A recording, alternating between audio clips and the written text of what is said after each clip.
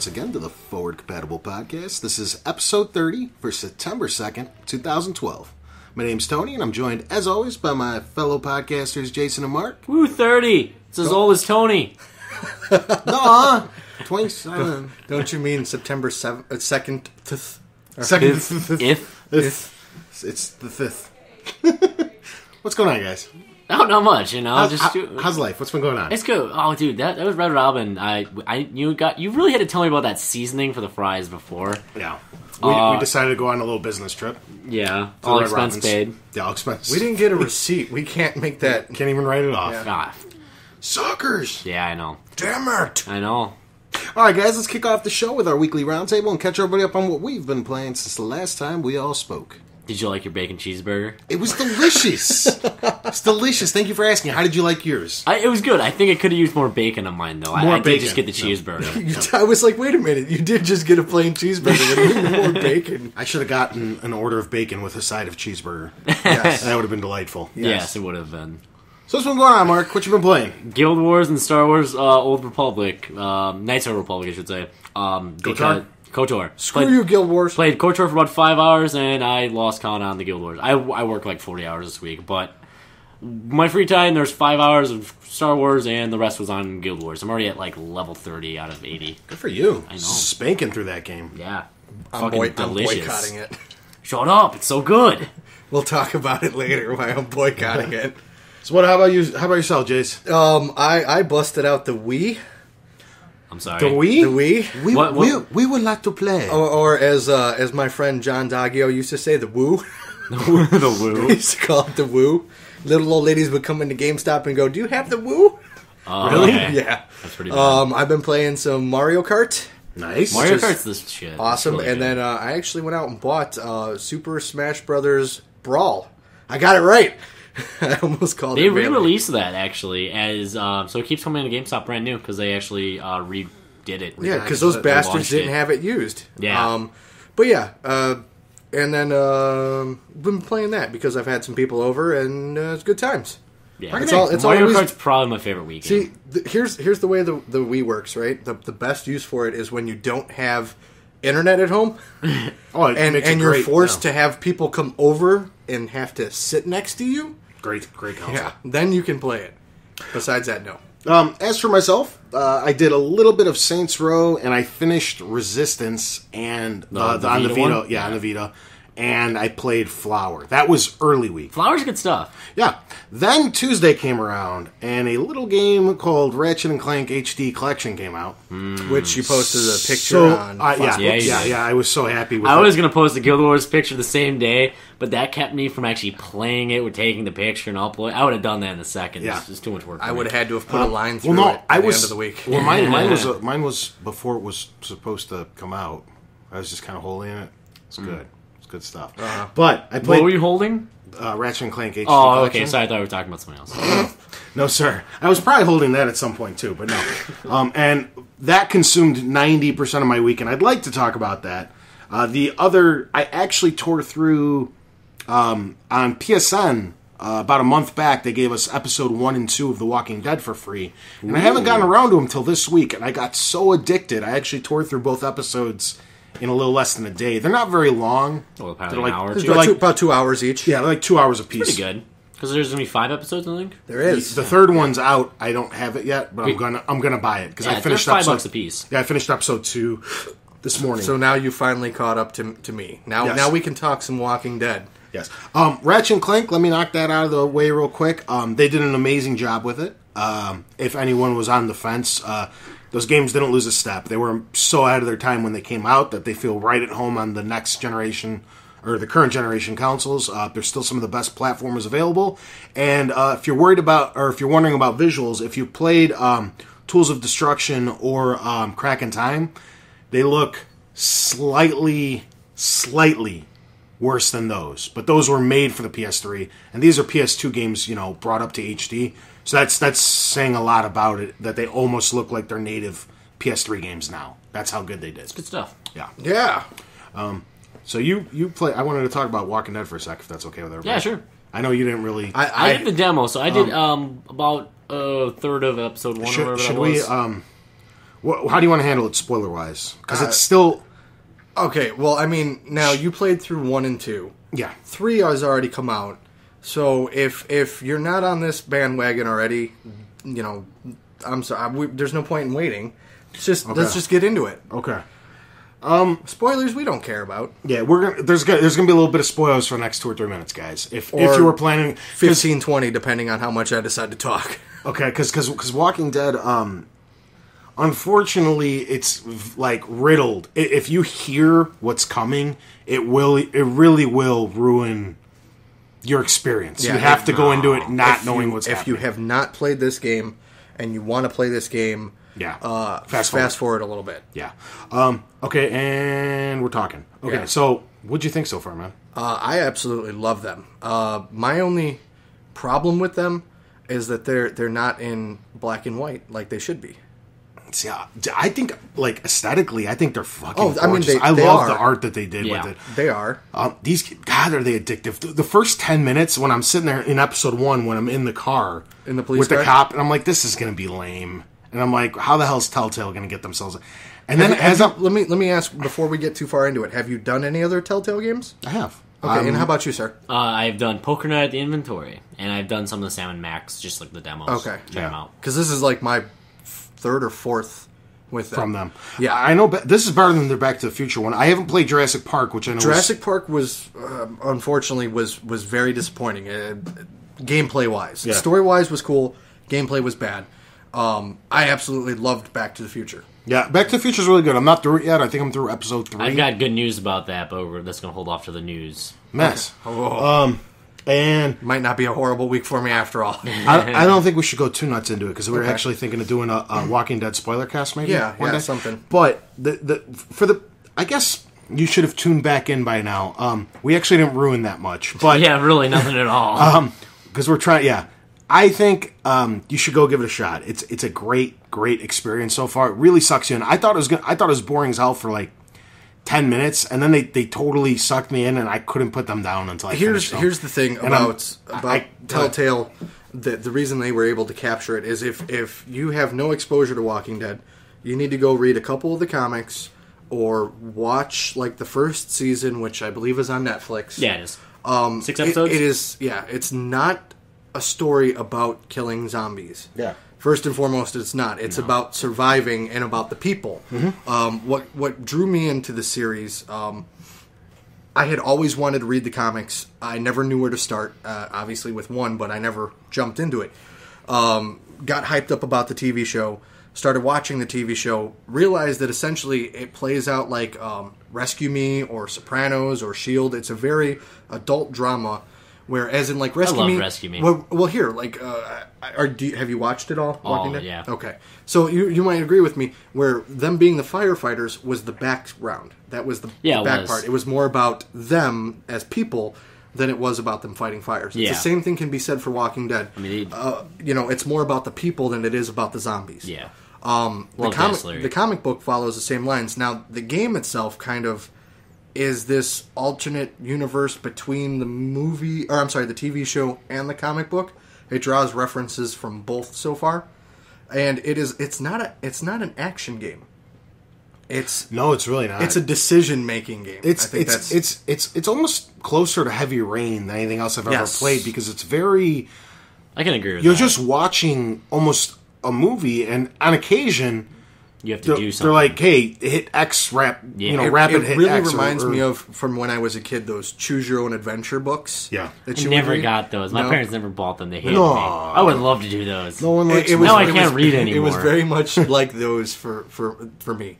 Where you kind of, you make the big choices, but then you see everything else play out. Yeah. It's also one of those games where if you got a buddy over and he's playing it, you can totally sit there and watch somebody play through it and go, what are you doing? Yeah. Don't make that choice. Go that way. Yep.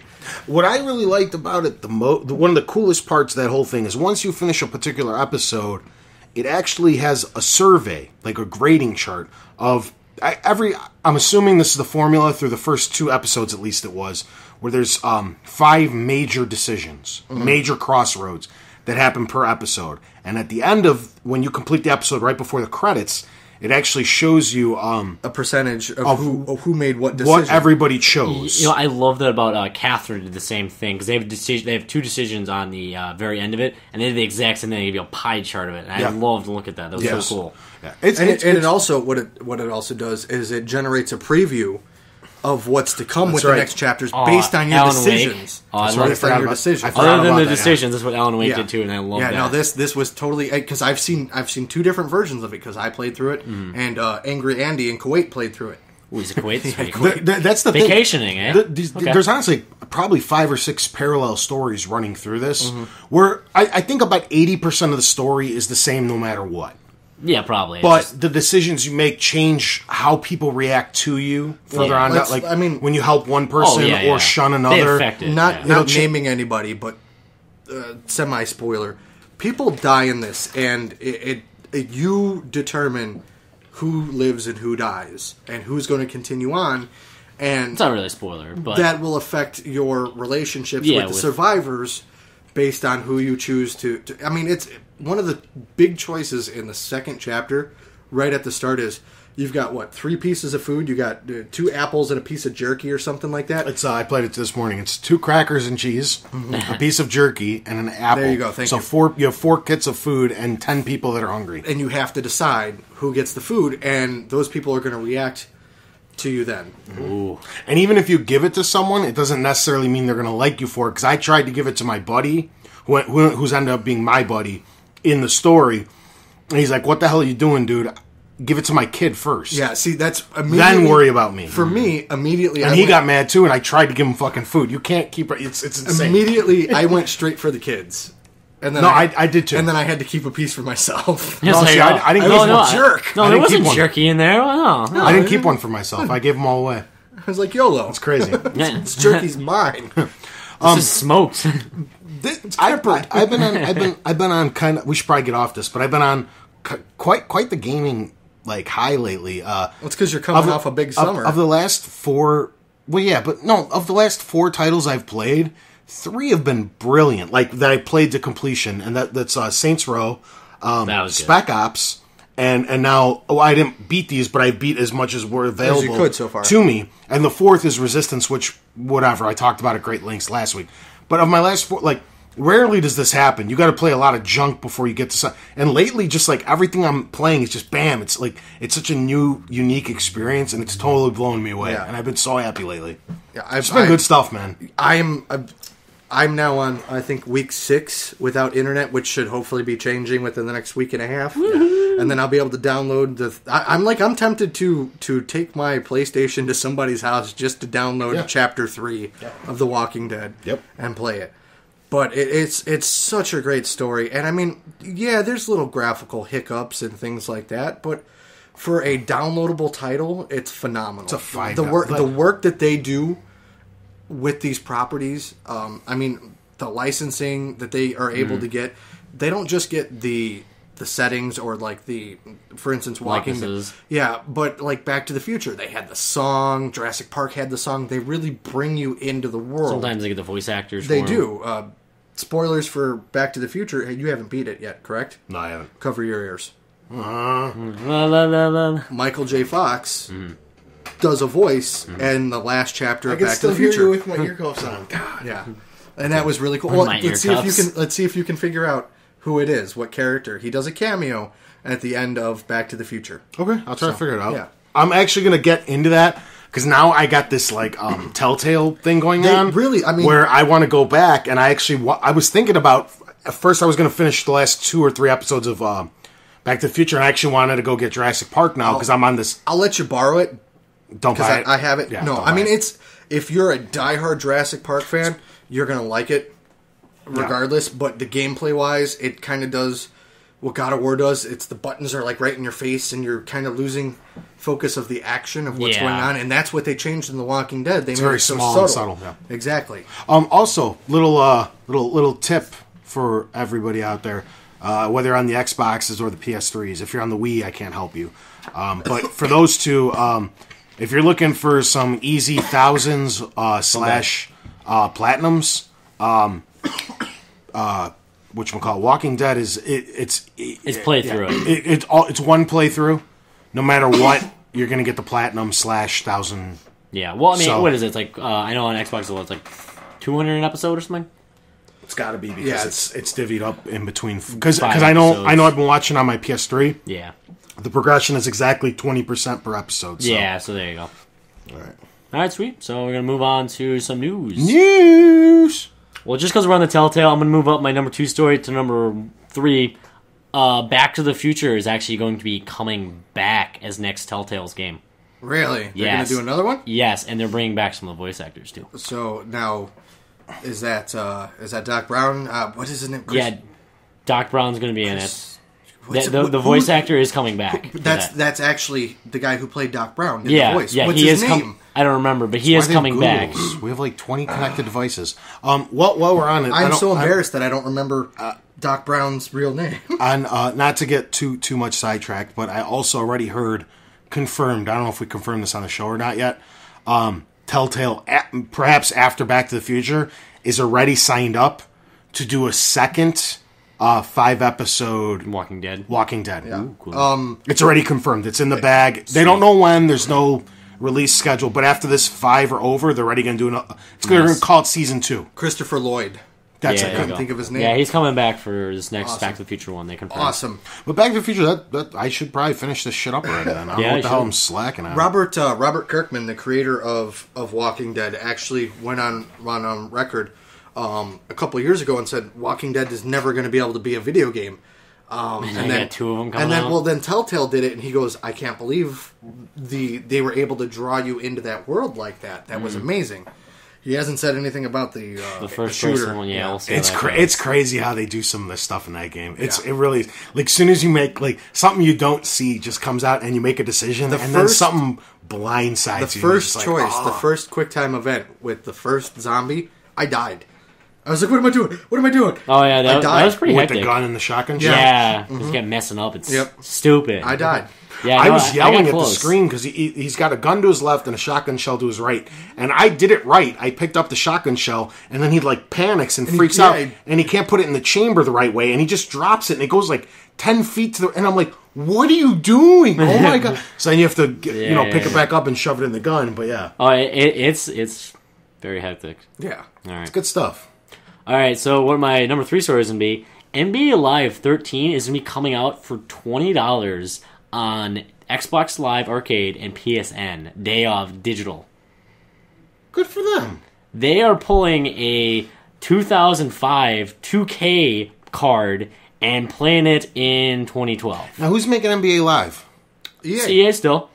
So they're going against themselves. No, that's 2K. 2K makes the The NBA NBA 2K 2K13. series. Back in the So EA is trying to screw over because I'm getting these all yeah, confused. EA I'm is trying sorry. to screw over. Yeah, so back in 2005 when This was Dreamcast. I remember. Yeah, it was Dreamcast. Even before that. This is when it was Visual Concepts, not 2K. And Visual Concepts came out with ESPN NFL 2K5 for $19.99 when Madden came out for $50. Killed them. Absolutely killed them. That is when like EA was on their heels. This is when they like all of a sudden ESPN was suing the Visual Concepts and shit. The difference with this is that I mean, this will be the first one in what, 2 years, 3 years? I think 2010. Was- 2010 was the last one. Okay, so they're already at a disadvantage. Yeah. By not having their franchise out there.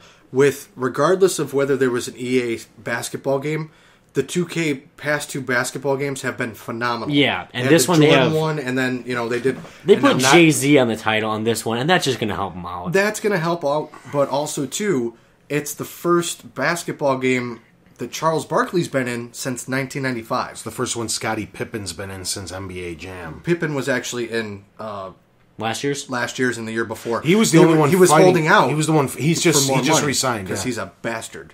Yeah. He needed more money. Well, he's the only one. No, they didn't give it to him. He just caved. But no. but yeah, I guess his They buddy weren't going to put him in the game, and then finally he's like, "Oh, okay, Yeah, I guess. you guys aren't going to pay me more. Might as well put it Jordan's in." like, stop being a bitch. Just take Come on. Come on, you got the rings. Find Just one. sell one ring. It'll be fine. But yeah, I think they're already at a disadvantage, so they have to do. They can't charge full retail for after the crap that they pulled with canceling the game a couple years back, and a week before when it was in supposed stores, to come out, it was in my store, and we had to ship it back. Yeah, they canceled it. Yeah, because the demo got flame warred on. Literally, everyone's like, "This is the most piece of shit garbage I've ever played," and they canceled the game because of the actual demo. Yeah, really? Yeah. They don't want to just keep because the demo was a finished product. Yeah, and it was garbage. From what I didn't play it, sadly. Did you? No. I should look to see if I can still can, because I love to see how bad it actually was. I think they pulled it. They probably did. They did. There's a torrent somewhere. Yeah, probably. But yeah, there you go. Take that, EA. Now, the number one story. This is a big middle finger to Sony this week. Bethesda says Dawn Guard and future DLCs will never come to the PS3. The reason being is this is all on Sony. Developing for Sony has become such a hassle for Bethesda. They're not going to do it. They've been trying to problem fix for over a month to actually. No. It's way longer. Okay, since Skyrim came out, they have with Dawn Guard. The PS. I've been paying very close attention. Like the original. When trying to get Skyrim, the initial patch. Skyrim, just the game. This was for the Dawn Guard. The story I was reading. That's why I was like, last month they've been trying to troubleshoot. There's just been so much crap coming out from the entire PS3 community that they can't get Skyrim to run correctly. Bethesda's gotten so much backlash. Then they tried through a series of patches. The game is so ridiculously broken. Yeah.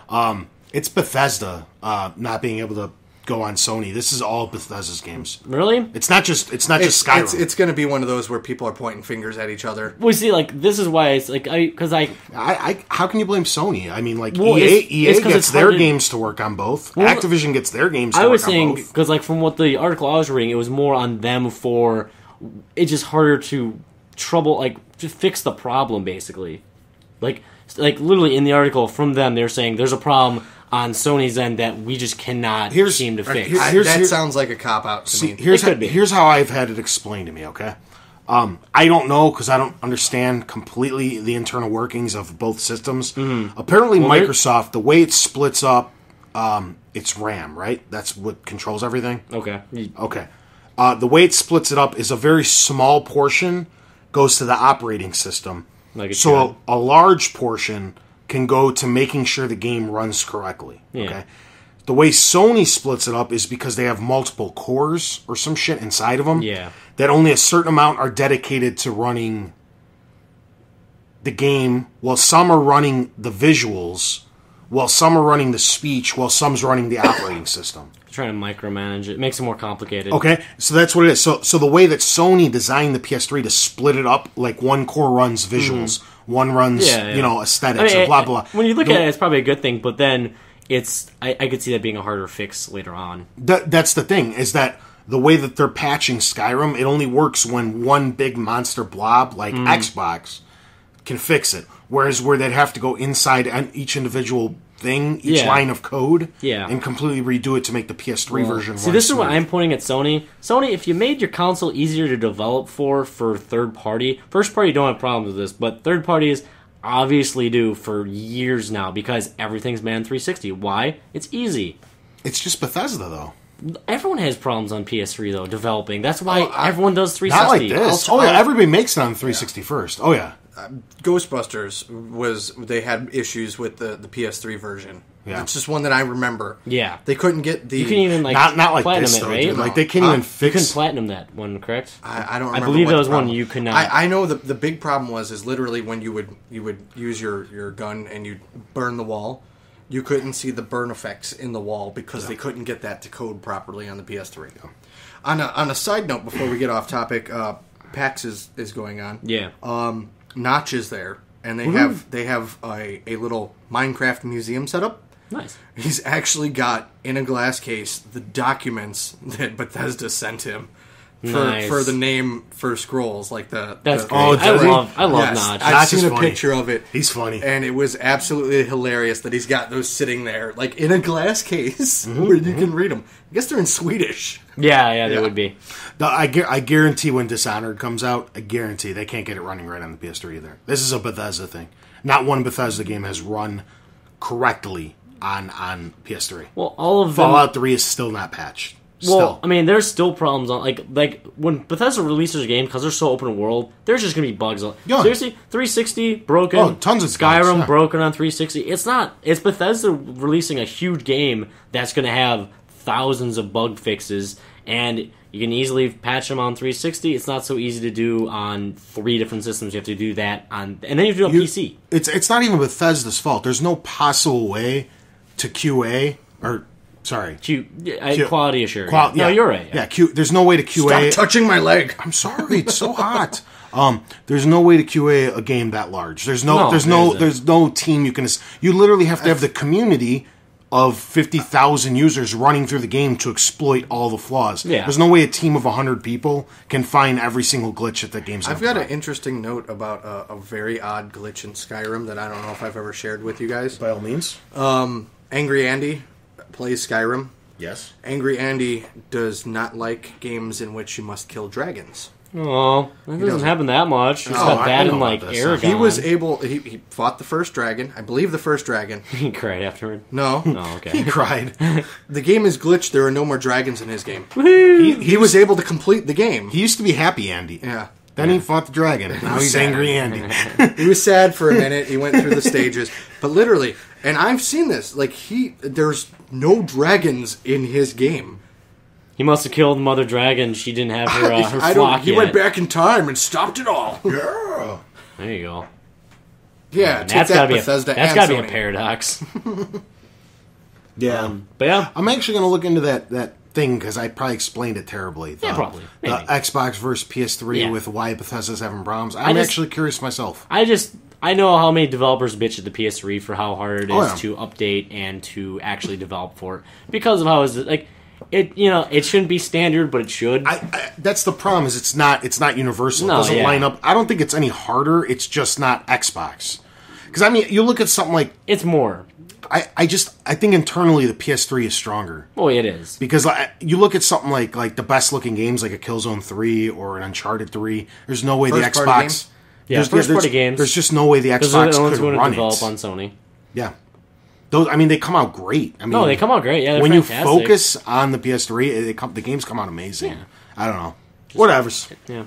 All right. Well, there you go. That's news for the week. So we're gonna move on to the rumors. Rumors. We'll start off with. Actually, can I throw one more in there? Just a little guy. We don't have to talk about it. Okay. I just for me, I've been having a super big Ratchet and Clank week because we had the HD collection just come out. There's more information of the upcoming one that for Assault. Oh my God, I'm having a brain fart. There's another one coming out this year. I think it's download only. It might come out on disc. They haven't confirmed or denied it yet. It's the one that's going to be on PS3 and the Vita. And also what got announced coming out of PAX is Ratchet and Clank Deadlocked, which is the big one that was missing from the PS2 titles, is getting an HD makeover and is coming out digitally only later on this fall. Cool. They should add it in the HD collection, though. Isn't that weren't they holding that off on the European? That's one? what I was hoping. That's what I was hoping was the United States bonus. That was my thought. Yeah. But they said no. You buy now. Hurry up and buy. So anyway, if you're a big Ratchet, that's a little racist. If you're a big Ratchet fan, such as myself, you that's good news. A lot of Ratchet and Clank overload this week. I love it. Love it. Overload. Yeah. Was better. What? Nothing. Penis overload. That was better too. It was the first rumor. All right. First rumor we got GameStop via their website is going to start offering some old titles, such as I think they're going for Super Nintendo. What else was it? Because I know you were the one who found it. It was Super Nintendo, Genesis. We're going all the way back like 64 and stuff. Yes. Yeah. I'll just do it over here. Don't worry. Okay, fine. Screw you then. Are they going to offer consoles? I would assume so. Literally, this was just kind of like, I'd love to start doing this. And I believe some of the announced consoles in because it was like the GameStop CEO dude, owner guy. He was saying how that Texan dude. Yeah, Texan dude. Yeah. Which I picture the guy from The Simpsons. Just yeehaw! Yeehaw! With the cowboy hat with and going to the strip GameStop, club. Little Buck the Bunny on his belt buckle. Yeehaw! Did that happen? No, I don't think so. I thought that's what you just said. No. No. Okay. No. No. Sorry about that. Don't pay any attention to me right now. That's what I thought you said when you said overload. Okay, don't pay attention to me. Yeah, whatever. Yeah, so like they're gonna offer those games basically through their website, which could be pretty cool. So you get I don't know how they're gonna actually do that because like I think they opened up a trailer in the warehouse and went, "Holy shit, we still have all this." Hey, I haven't been back here in a while. Holy shit, there's a lot of stuff. I never understood why they don't like how it's more beneficial. Like I think me and Jason have talked about this like off to the side when he used to be my manager. I didn't understand what GameStop did with like NBA Live 07. Took a hammer to it. Because there's just I've watched my district manager do it. okay. Because there's That's hilarious. there's like thousands of these. Best that part get of turned his in. job is field destroy. Yes. Okay, You take a hammer, just I never understood It's why got a they, wire, you cut it. why Yeah, cut why it, why they snip it. don't just sell those for a penny. I don't understand. Like why No throw one them would away or keep NBA them. Live 2007. Some little kid wouldn't spend a penny on it. Some 5-year-old, like a game for a penny. Dude, I would easier buy to them. I throw would it buy out. them just for coasters.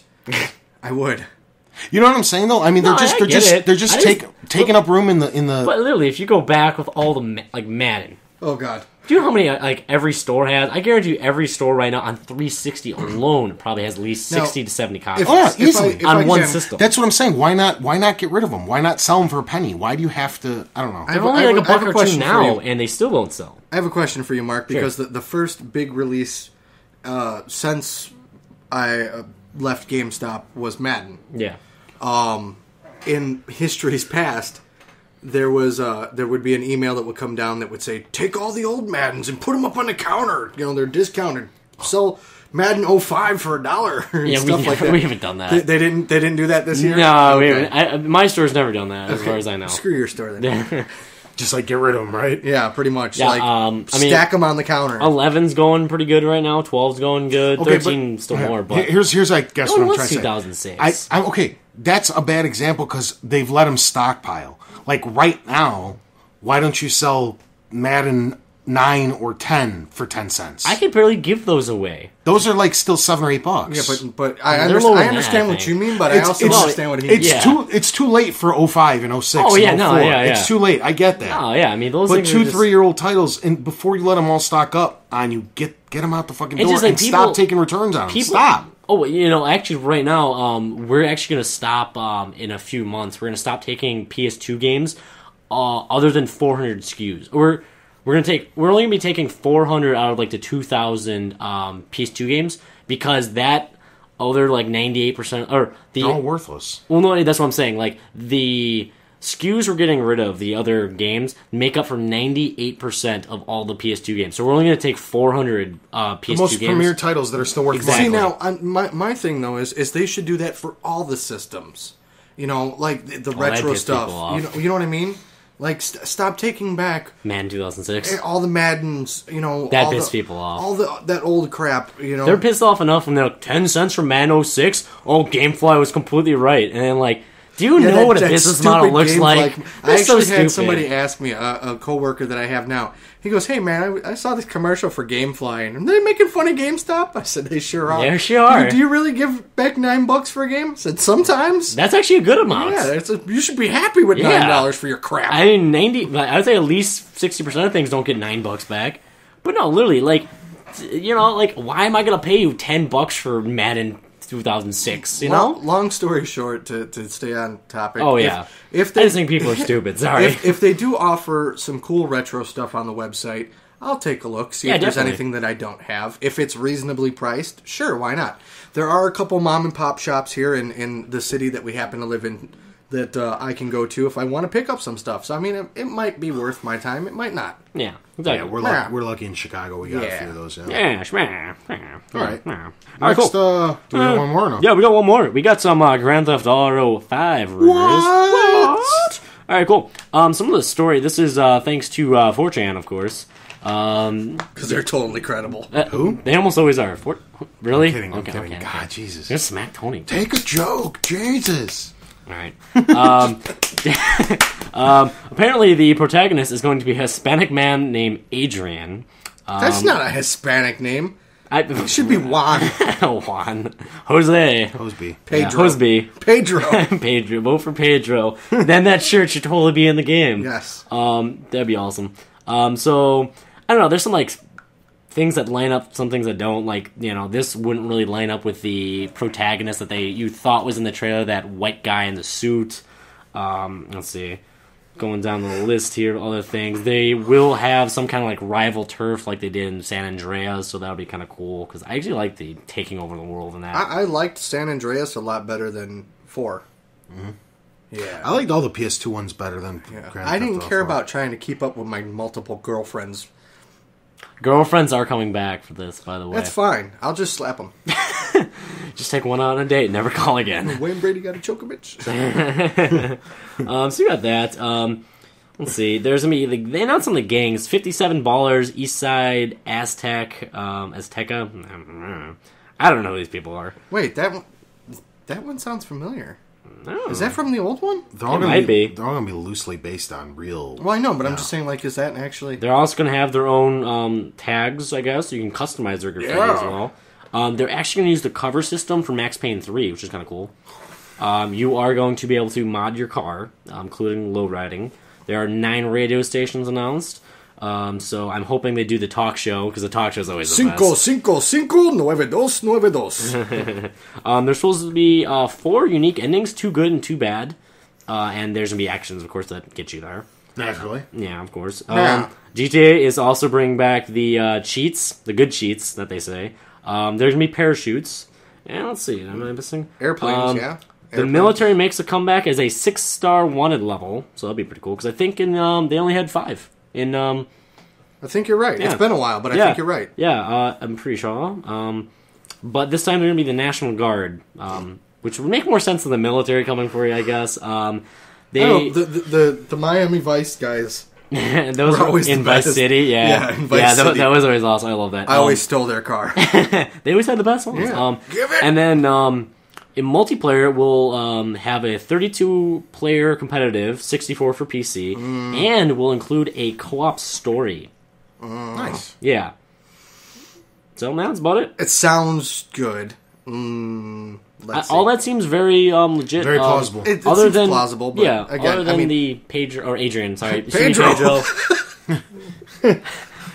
I need Pedro to be there. I mean, literally, they've had every other actor. They have not had a Hispanic main character yet. Good for them. They had an Asian one. maybe Danny Trejo will do the voice. Rock on. Orderly way. So there you go for the rumors of the week. So we're gonna move on to some social media. Hold on, please. No? Oh, you're not done? Because, kind sirs, we've now had 2 full weeks. 2. Count them 2 full Those? weeks for Jason to come up with a jingle. Uh-oh. I still don't have one. See, I knew he didn't. I knew. I told you I wouldn't have one until I can Just steal rhyme- one off the internet. Rhyme some words together. No, I don't do that. That's what Tony does. No. I make it up as I go every week. Yeah, I mean, first week he came in so drunk he just started singing, and then we're like, hey, we might as well go on to his section. Five cut minutes and into the paste cast. it. Cut and Yeah. paste it. Hey, you know what? I brought the applause a couple weeks back. Okay, That's so right. I get a bye until I can come up with something. Okay, well, He's that's living fine. in the He 19th. doesn't have a jingle for the news. He needs no jingle. It used to be a sexy story. used to be But sexy stories, It yeah. hasn't been the It sexy hasn't stories. been. in I a called long them the time. dirty stories a few episodes ago. You did. Yeah. I remember that. I was just like, the What? dirty stories of the week. I remember the first time you called it sexy stories. I was like, what? I might have been there for that. It was great. Yeah. 'cause I it was was sitting early next to on, him, and I was Yeah, just it like, was. what? It was like episode 4 It or was 5. it was about 6 months ago at this point. I'll have to bring them back from next week. I'll come up either sexy or dirty, or I'll get something new maybe. We'll see. All right. Jeez. Okay. Email. So, social media, yeah? Yes. All right. First question. Brendan Joyce asked, Hi, Brendan. Hi, Ron. How's U of I? How's you, Vi? Does school suck? I haven't Does met school you suck? yet. Hi. Who's been on the show? Not while I was there. Well, not when you were there. Yeah. Good sir. So then it doesn't matter. You listen. Do you know what he sounds like? We should have him back on during Christmas. Yeah, sure. Yeah. Is that when Anyway, what's his is that when question? we're doing the drunk one? Christmas Vacation. Oh wait, what were we playing? Spoilers, God. We were supposed to do that for 4th of July, weren't we? I always wanted to do it around Christmas time. All right, we'll get some eggnog and Yeah, I just want to get schnockered. like everybody could just get schnockered, and we try to record a podcast and see how it comes all right, out. that'll be. I can't wait. I'm looking forward to that. I can't obviously do it on Christmas, but like Christmas week. Oh, that's fine. Yeah. We got to have the mic in some type of bubble or a hamster ball in case we decide to knock it over. Yeah. Tony's got to talk with his hands a lot I after do. that. Banging on And my stuff. depth perception is I going love to be you. way off. Anyway, I can't wait for that. Brennan Joy's question. He asked us, what's a game that you are embarrassed that you liked? Let's think about that one. I have a couple of these. All right, you start then, sir. I'm going to list the first one because I've talked about it many times, so I'm just going to spitball it out. And that is Kirby's Epic Yarn. Oh, I don't need to. how cute! I don't need to go into it any Kirby, buttons. The other one is Flower. I've never brought that up before, and I just actually thought about it because I played it this week. That's kind of a girly game. I'm totally gonna go with you on Flower. I'm it's- embarrassed to like Flower, but Flower's good. It's a good fucking game. It is. It really is. And But the coolest part about that game is there's no story. There's no. It's like up to your own interpretation. If you've never played it, it just kind of puts you in this return the world. color. Huh? You gotta return the color to the world. They gotta bloom some flowers. So it's like I think Blob? this is It's like it's the unmanliest game ever, but it's fun. Yeah, and yeah, it's like it just like lets you relax and sit back and let your Oh, the music, imagination. the soundtrack for it is amazing. Yeah, it lets your imagination run wild. It and then really like is. the colors in it, the grass, like even fantastic. the title, like you can't. Yeah. Were you your guys boys high? call Like, you that's up. how you make it sound. Your boys call you up and you're like, "What are you doing? Flower. Playing Flower? It doesn't sound manly." No, you're gonna get made fun of. No, I completely agree with you that. Yeah, it's but a good game though. It's a good game. If you got the PlayStations, go get it. I think it's $10. It's a Yeah, good game. 10. Or actually, there's no point anymore, right? Go get the Journey HD collection. 'cause Get then that you game company's collection. 'Cause Yeah. You get the 3 games. You get It's, Flow, Journey, Yeah, and then it and comes you get the with- mini games. Yeah, the 3 other mini games too. for $30, right? Yeah, that one's It's a 30. good deal considering Journey alone. And then is 1 month 15. of PlayStation Plus. and they throw in 1 month of play PS. Yeah. Yeah, no, it's completely worth it. Those It's a great HD deal. collections, It's a great deal, especially if you've never played the other ones. Because I haven't played Journey personally. I hear it's an amazing, I epic did a story report too. on it a few months ago, and it was really. And good. I don't know anybody who's ever played Flow, but if it's from these same guys, they have a good pedigree. I'm assuming it's an okay game. at Yeah. least. So Yeah, do that. fucking A. That's my. You got yours, sir? Yeah, I think I have to do Flower as well because like I had that exact same feeling. Like I'm embarrassed that I like this because of Fair the enough. name and what it is, blooming flowers. That's all you do. You're wind, and You're you wind. go and bloom flowers. And then you have flowers. It's a that good game, Follow though. you It really along, is. and then it's Mine's probably as bad with it being almost like a kiddie game. Animal Crossing. I thought you were going to say Farmville. No. Well, I'll Unexcusable. touch base on that. Animal Crossing. I literally was addicted to that game for an entire year, and like finding all the little bugs and fishing and making little sweaters and whatnot. It was a complete waste of time. I have to say the only other one I would have to say is it's a good game, but I don't like how they do like the style of it. Is the world ends with you? Okay, which just came to the iPhone. It this did past week actually. with a It's new just ending. It's so anime style, and like it's like I don't know. It's like the way it's done is like it's a little bit embarrassing for me. I'd say that would be at the second place behind. Yeah, I got another one, but I don't know if it holds true any longer. All I can say is it was way un-age appropriate, okay? In my youth, I still remember when I was maybe 10 or 11, maybe even 12. so like 20 years ago. Almost. Jesus Was there Christ. games back then? This is right when the Genesis came out. Obviously, I was too young. I wasn't buying my own Like games. 89 or so. No, when I got the Genesis a little late, 91, I think I got it. Okay. So, whatchamacallit, I had to wait for Genesis games to be bought for me, but I already had a really established NES collection. So most nights, when I was tired of the 2 or 3 Genesis games I did own, I'd go play NES. So anyway, I was way too old for this game, but I'd go back and play the Sesame Street game for NES. I love that game. I didn't play That it. was my first Nintendo game. Yeah, I was like way too old for it, and I was still kind of enjoying it. Not like creepy old, but I was too old for that game. I was looking up videos on that for YouTube the other day. Honestly, it was probably like 2 months ago when I was writing my bio, like trying to. Have you? Okay, I'm just because we're on this. Have you seen the Tickle Me Elmo on Fire? No. Oh my god, I don't have to play after. Literally, it's Tickle Me Elmo on fire, and for some reason, the stupid talking thing's going off the whole time, up completely ablaze, and it just hug me, and it's just hilarious. I do have another game. It's one that I recently started playing, and it's very, very similar to Farmville. Like horribly Is it similar. by Zynga? No, Okay. no. I actually sent Tony an invite, and all I got back was nerd. It's That's awesome. The Jurassic, yeah. There was a game on PS2, I believe it was, Jurassic Park Operation Genesis. Okay. The reason that I enjoyed it so much is because I liked that you could design your own park and like raise the animals and whatnot. There is a Jurassic Park game for iOS called Jurassic Park Builder, and literally, it's Farmville with just a Jurassic Park skin.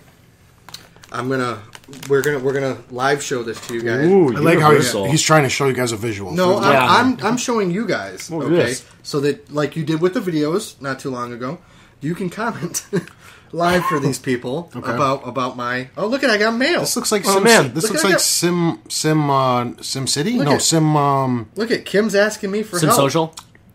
Look Oh. at, I'm up and look at she sent me a gift. Oh. She sent me some. That girl's the Let's best. see. Look at there's all my little dinosaurs. man. Oh, here. You know what? I'll turn Oh the my God. I'll turn the volume. They're up. not even caged in. They are. Yeah, they're just caged in. gonna kill you. I'm gonna tell you. Calm down. What kind of park are you, You know, running there's a here? game back on, it was my first computer. It was one of my Macintoshes. There was a game exactly like that. It was like a dinosaur All right, here we go. tycoon. It was amazing. We're gonna get a little audio in here. Oh, man. Okay, so that everybody can. Oh, God, it's Now, attacking! if you look, okay, all the carnivorous dinosaurs are caged in. The herbivores are free. Okay, and when you poke them, they make the noises that they made in the movies. Okay. You're That was the torturing us. Tyrannosaurus. No, Yeah. no. No, that was. PETA is going to be all over us for this Watch, freaking right here. torturing There's dinosaurs. my Spinosaurus. He's sleeping, right? Yeah. You were a dick. He was sleeping. But literally, it's like Farmville, but just With dinosaurs. with dinosaurs. And Ridiculous. and I know like 4 people that play it now, and it's actually, for one of those stupid social games, it's actually pretty entertaining. Okay. I'm embarrassed to play it, Rock on. but it's Hey, fun. Jurassic Park's a little bit better than That's- Sesame Street. That's all I'm saying. That's all I'm saying. All right, Next question. we're on to the next one. Sure. Gabe Gabe. What's up, Gabe? Bustos asked, "What is your favorite Nintendo game?" Of all Wii time? Sports. Oh, well, what's your favorite Nintendo game? Or this generation? Let's go with all time. Let's Fuck. put it out there. Put it on the table. Put it. Just lay it out there. Just slap it on the table. If you hear a little I'll bit go of first. rustling, We're we've eating got gummy sour bears. candy. Yeah, we're eating Yeah, gummy oh my bears. god, these sour gummy bears. Okay. Or sour... they're Sour Patch Kids. Okay, first off, where are all the Sour Patch parents? We ate them. I don't God know. damn it. I don't know. They don't get old enough because you eat them. Okay, so Who's like- going first? I'll go They're like first. freaks of nature then. They only kids, no parents. Yeah, Well, that's they're like orphans. Sour Patch orphans. Okay, You had to I finish that gotta piece of go- candy, didn't you? yeah, I gotta go with, I don't even know if it's true. I'm just going off my gut instinct here. Super Mario Brothers 1 on the original NES. The game got me into gaming. I mean, I owe everything to that game. It built my, still to this day, 20 years later, my love of platforming. I'm still I think the most hardcore about that crap. I try to bring up platforming. Yeah, I suck shit at I try to platforming. bring up platforming. I still love platform. Well, back in the That's day, what- that's all we had. Every Yeah, game I was a know. fucking platform. That's why I want to do I'm two people who are terrible at platforming, me and somebody else. I would love to do a platform off. A platform off to see how bad we are, because I'm bad. I mean, that thing introduced me to that whole world of characters, got me into gaming, built this long life. Like, I wouldn't be here without that game. Got me into all this stuff, and it's all due to that game. I don't know if it's. I mean, there's a lot. There's another. It's definitely in the top like 4 or 5 anyway, like without a doubt. But I think I have to give it to that because alongside that, I mean, it's only like.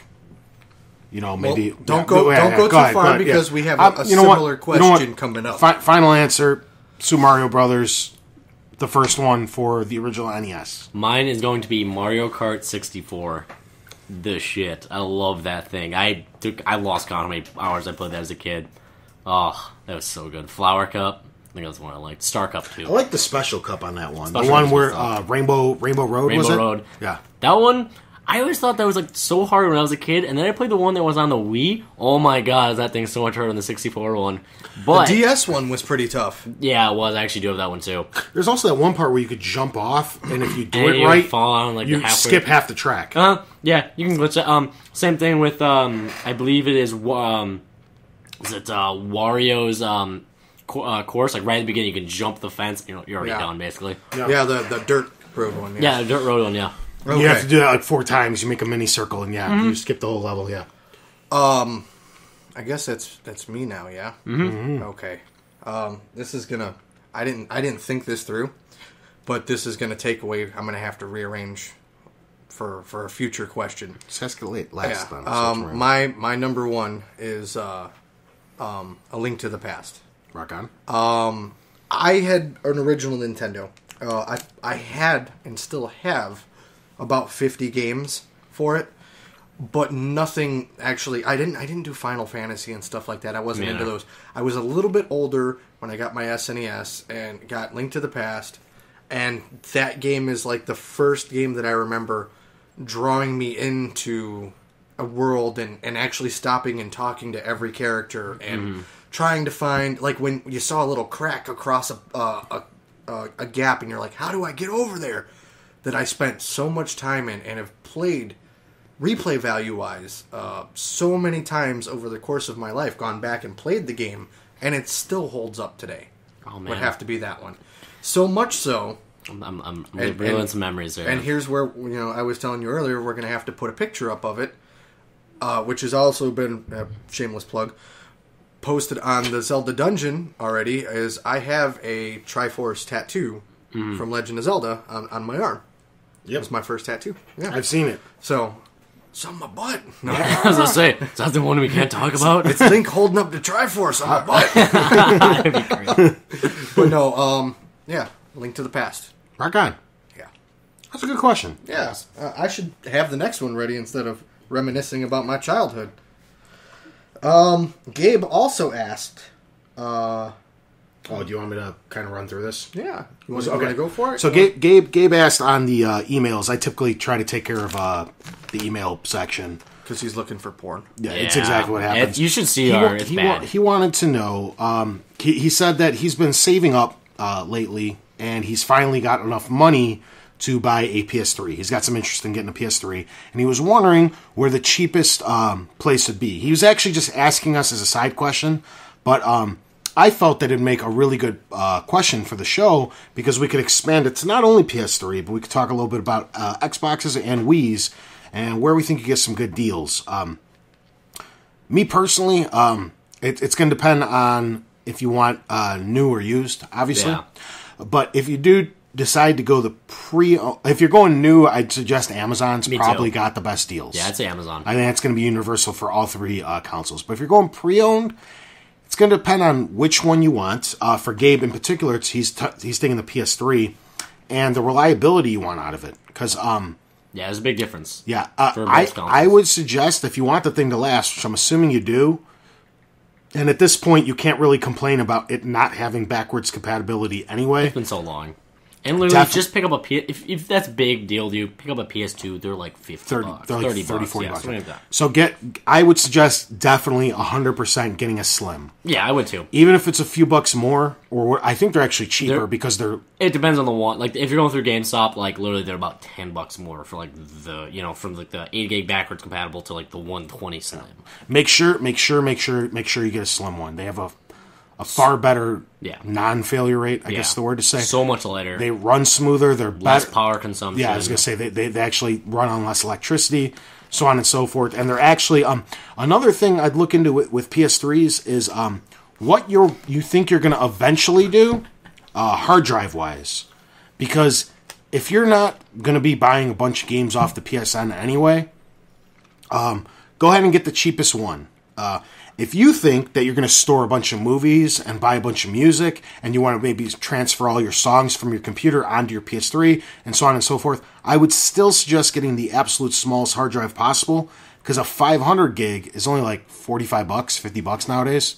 Something like that. I mean, you could, like, literally, you're also talking about, like, between a 120 and, like, the 320, there's only, like, a $30 difference anyway at GameStop. Like, it's really... Well, no, I was saying get a pre-owned 120 gig. Okay, yeah. I'm not even talking at GameStop. They're going to be far cheaper than a used 320 gig. Yeah. But you can get 120 gig, pop that thing out for $50, have a brand new 500 gigabyte hard drive to slap right in there. And then it literally becomes a multimedia powerhouse. You can store movies on it. You can store music on it. Yeah. It's just something to think about beforehand. If you don't think you're going to really do that... Or if you're just going to do it on small scale, too. Because, like, 120 gigs is still pretty darn big you'd be surprised, for just movies and stuff. You'd be surprised how quick hard drives fill up. Like...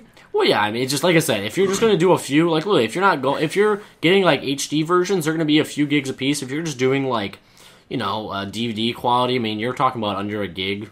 Well, here's one. I've got a 250 gig on my 360, and I've got, I think, 32 gigs left. Yeah, the more gigs you have, the quicker you fill them up. You're like, I can buy this. Here's an example. Okay, there's a free to play game on PS3 called DC Universe Online. Okay, that game alone eats up 16 gigabytes. Screw that game. So if you're planning on putting that game on your hard drive, that's already that's just to give you an idea. If you're planning on getting PlayStation Plus, they give you a crazy amount of games every month.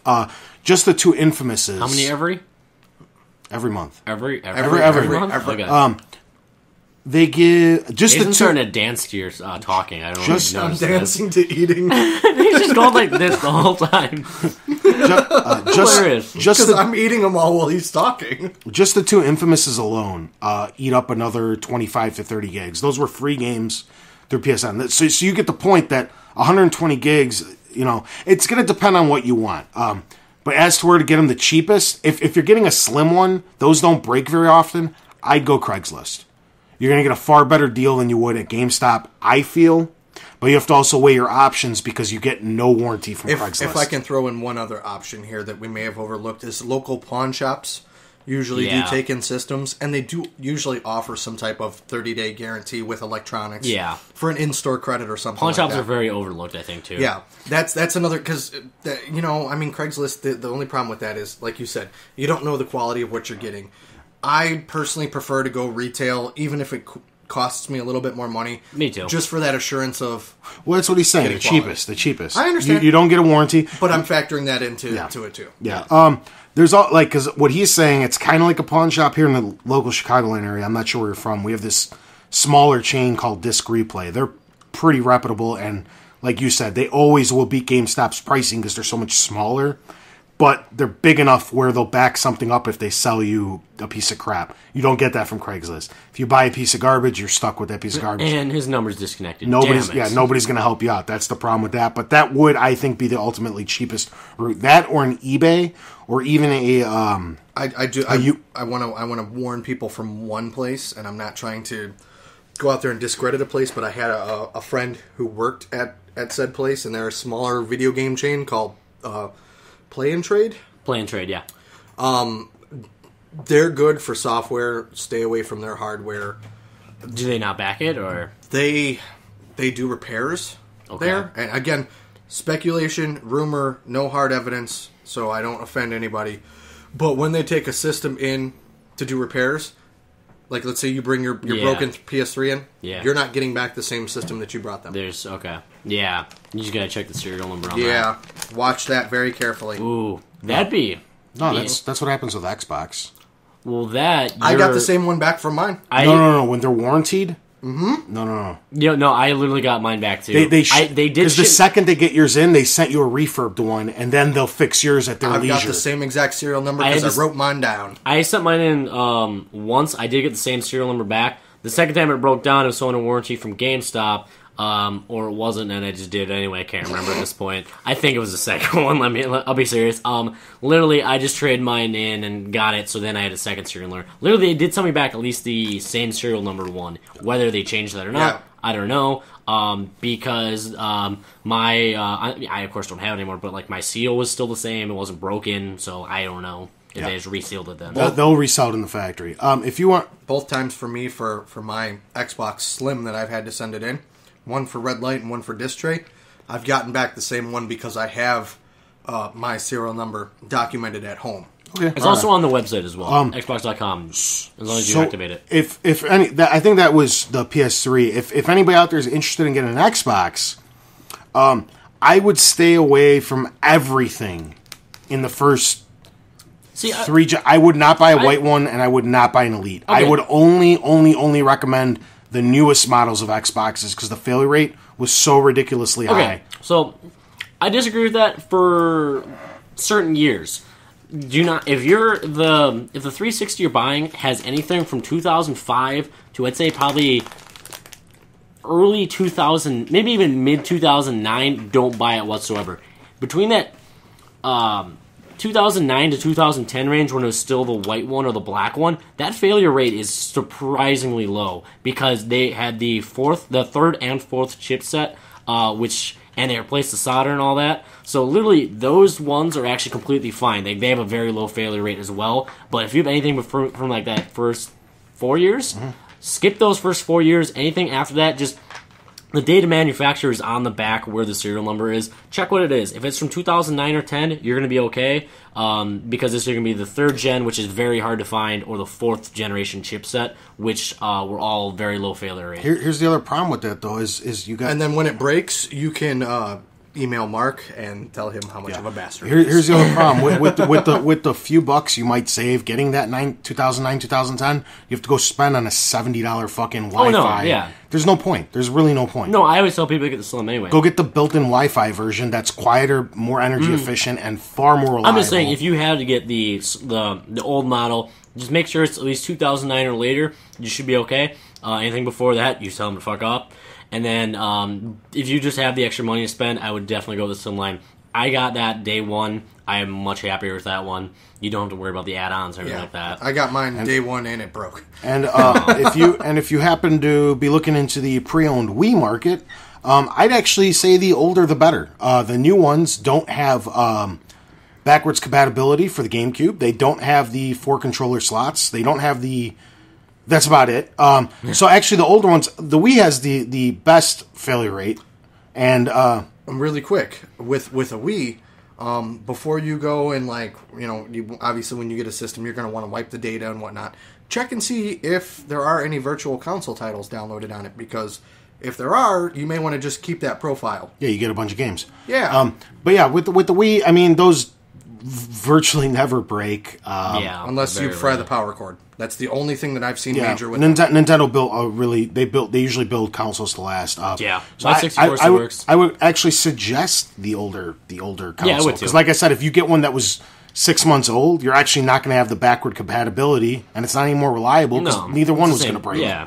So I hope that answered that question. Yeah. Let us know what you find out there. Also, we're interested to see what prices you're finding them for and everything. And don't bite right away. Send us a couple emails because we all work in the industry. We got a pretty good idea of what everything costs, what everything's worth. Yeah. Tony's Italian. One will fall off the back of a truck. Yeah. He's good. And then we can kind of help you through this, man. And then when you finally decide to bite the bullet, shoot us some friend requests. I would say some video games. Actually, if you're going for the Slim, I'd say anything under probably $250 is at least a good price for it, depending on the condition of it. $250 is for a brand new one, so if anyone tries to go over that, don't do it.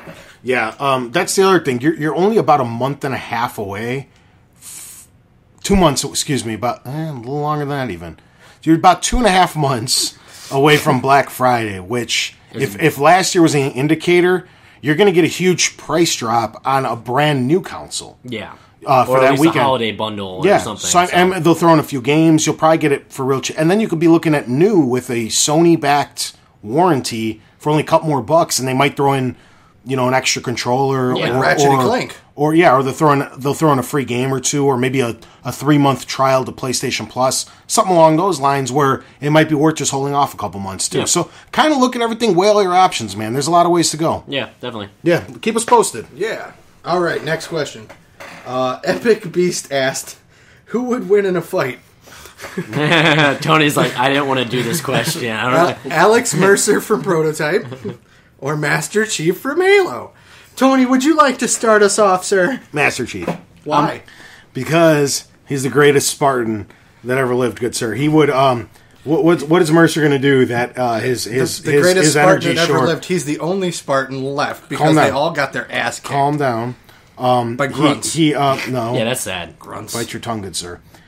He would just energy shield anything that Mercer throws at him. As soon as he's done, he just pops a couple fucking And bullets what in happens it. if he has Wait a a second. jetpack?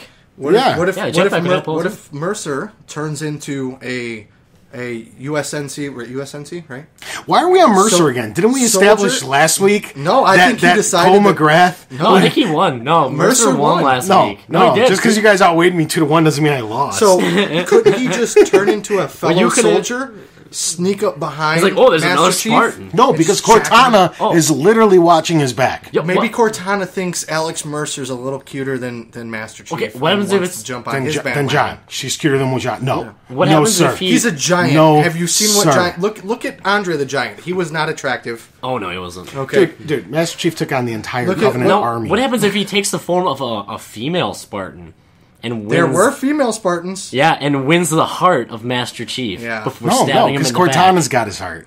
No, she doesn't. Nah, she's virtual. She's got his mind. She's about to die. Yeah. She's not. No, Uh-huh. she's gonna find a way out of it. Uh-huh. You see, it's gonna be some cop out. In all seriousness, Yeah, probably. I have to go with Master Chief. I would too. Yeah. Really? Yeah, definitely. I thought both of you guys were against me on this one. It's just 'cause I was could. struggling for fucking Just reasons. like for life.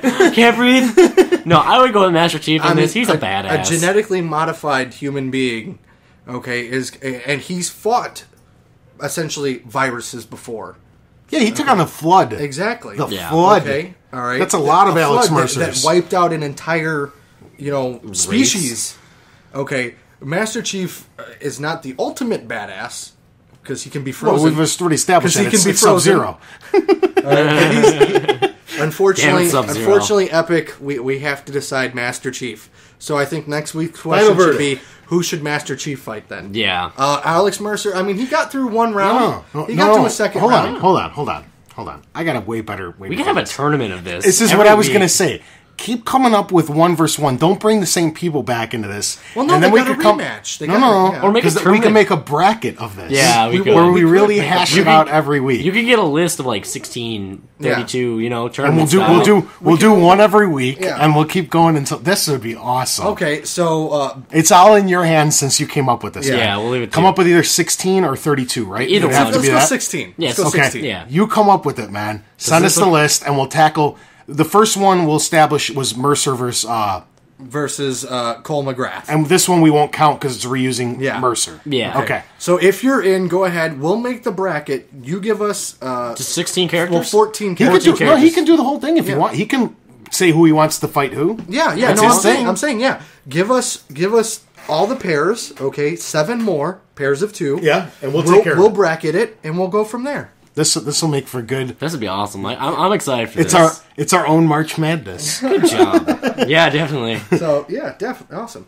All right, and see, like, here's the next question, and again, you're not going to hear too much from me because I haven't really played the game, so I'm going to leave this one up to you, and you can describe them to me. Okay? I will do so. Stoked asked, "What is the scariest monster in the Uncharted series?" I honest to God, did not know that Uncharted had monsters. They do. in it. That's what happens when you only And- play the first 2 hours Well, of the game, good sir. It's definitely the 30 guys from minutes, the first and, one, And I well, think. you Huh? go ahead and You're gonna flap take the your mouth. his last song. Take Oh, that. that bastard. That was the Take that, last Tony. gummy. What a Oh dick. my god. What We gotta a take a dick. I'm break. going to dance a little bit more here. Alright, I have to say the first one. Those like underground Spanish Okay. Spoilers, I'm first just of all. going to chill here. You go ahead. Okay. Don't mind me. The 3 monsters in question.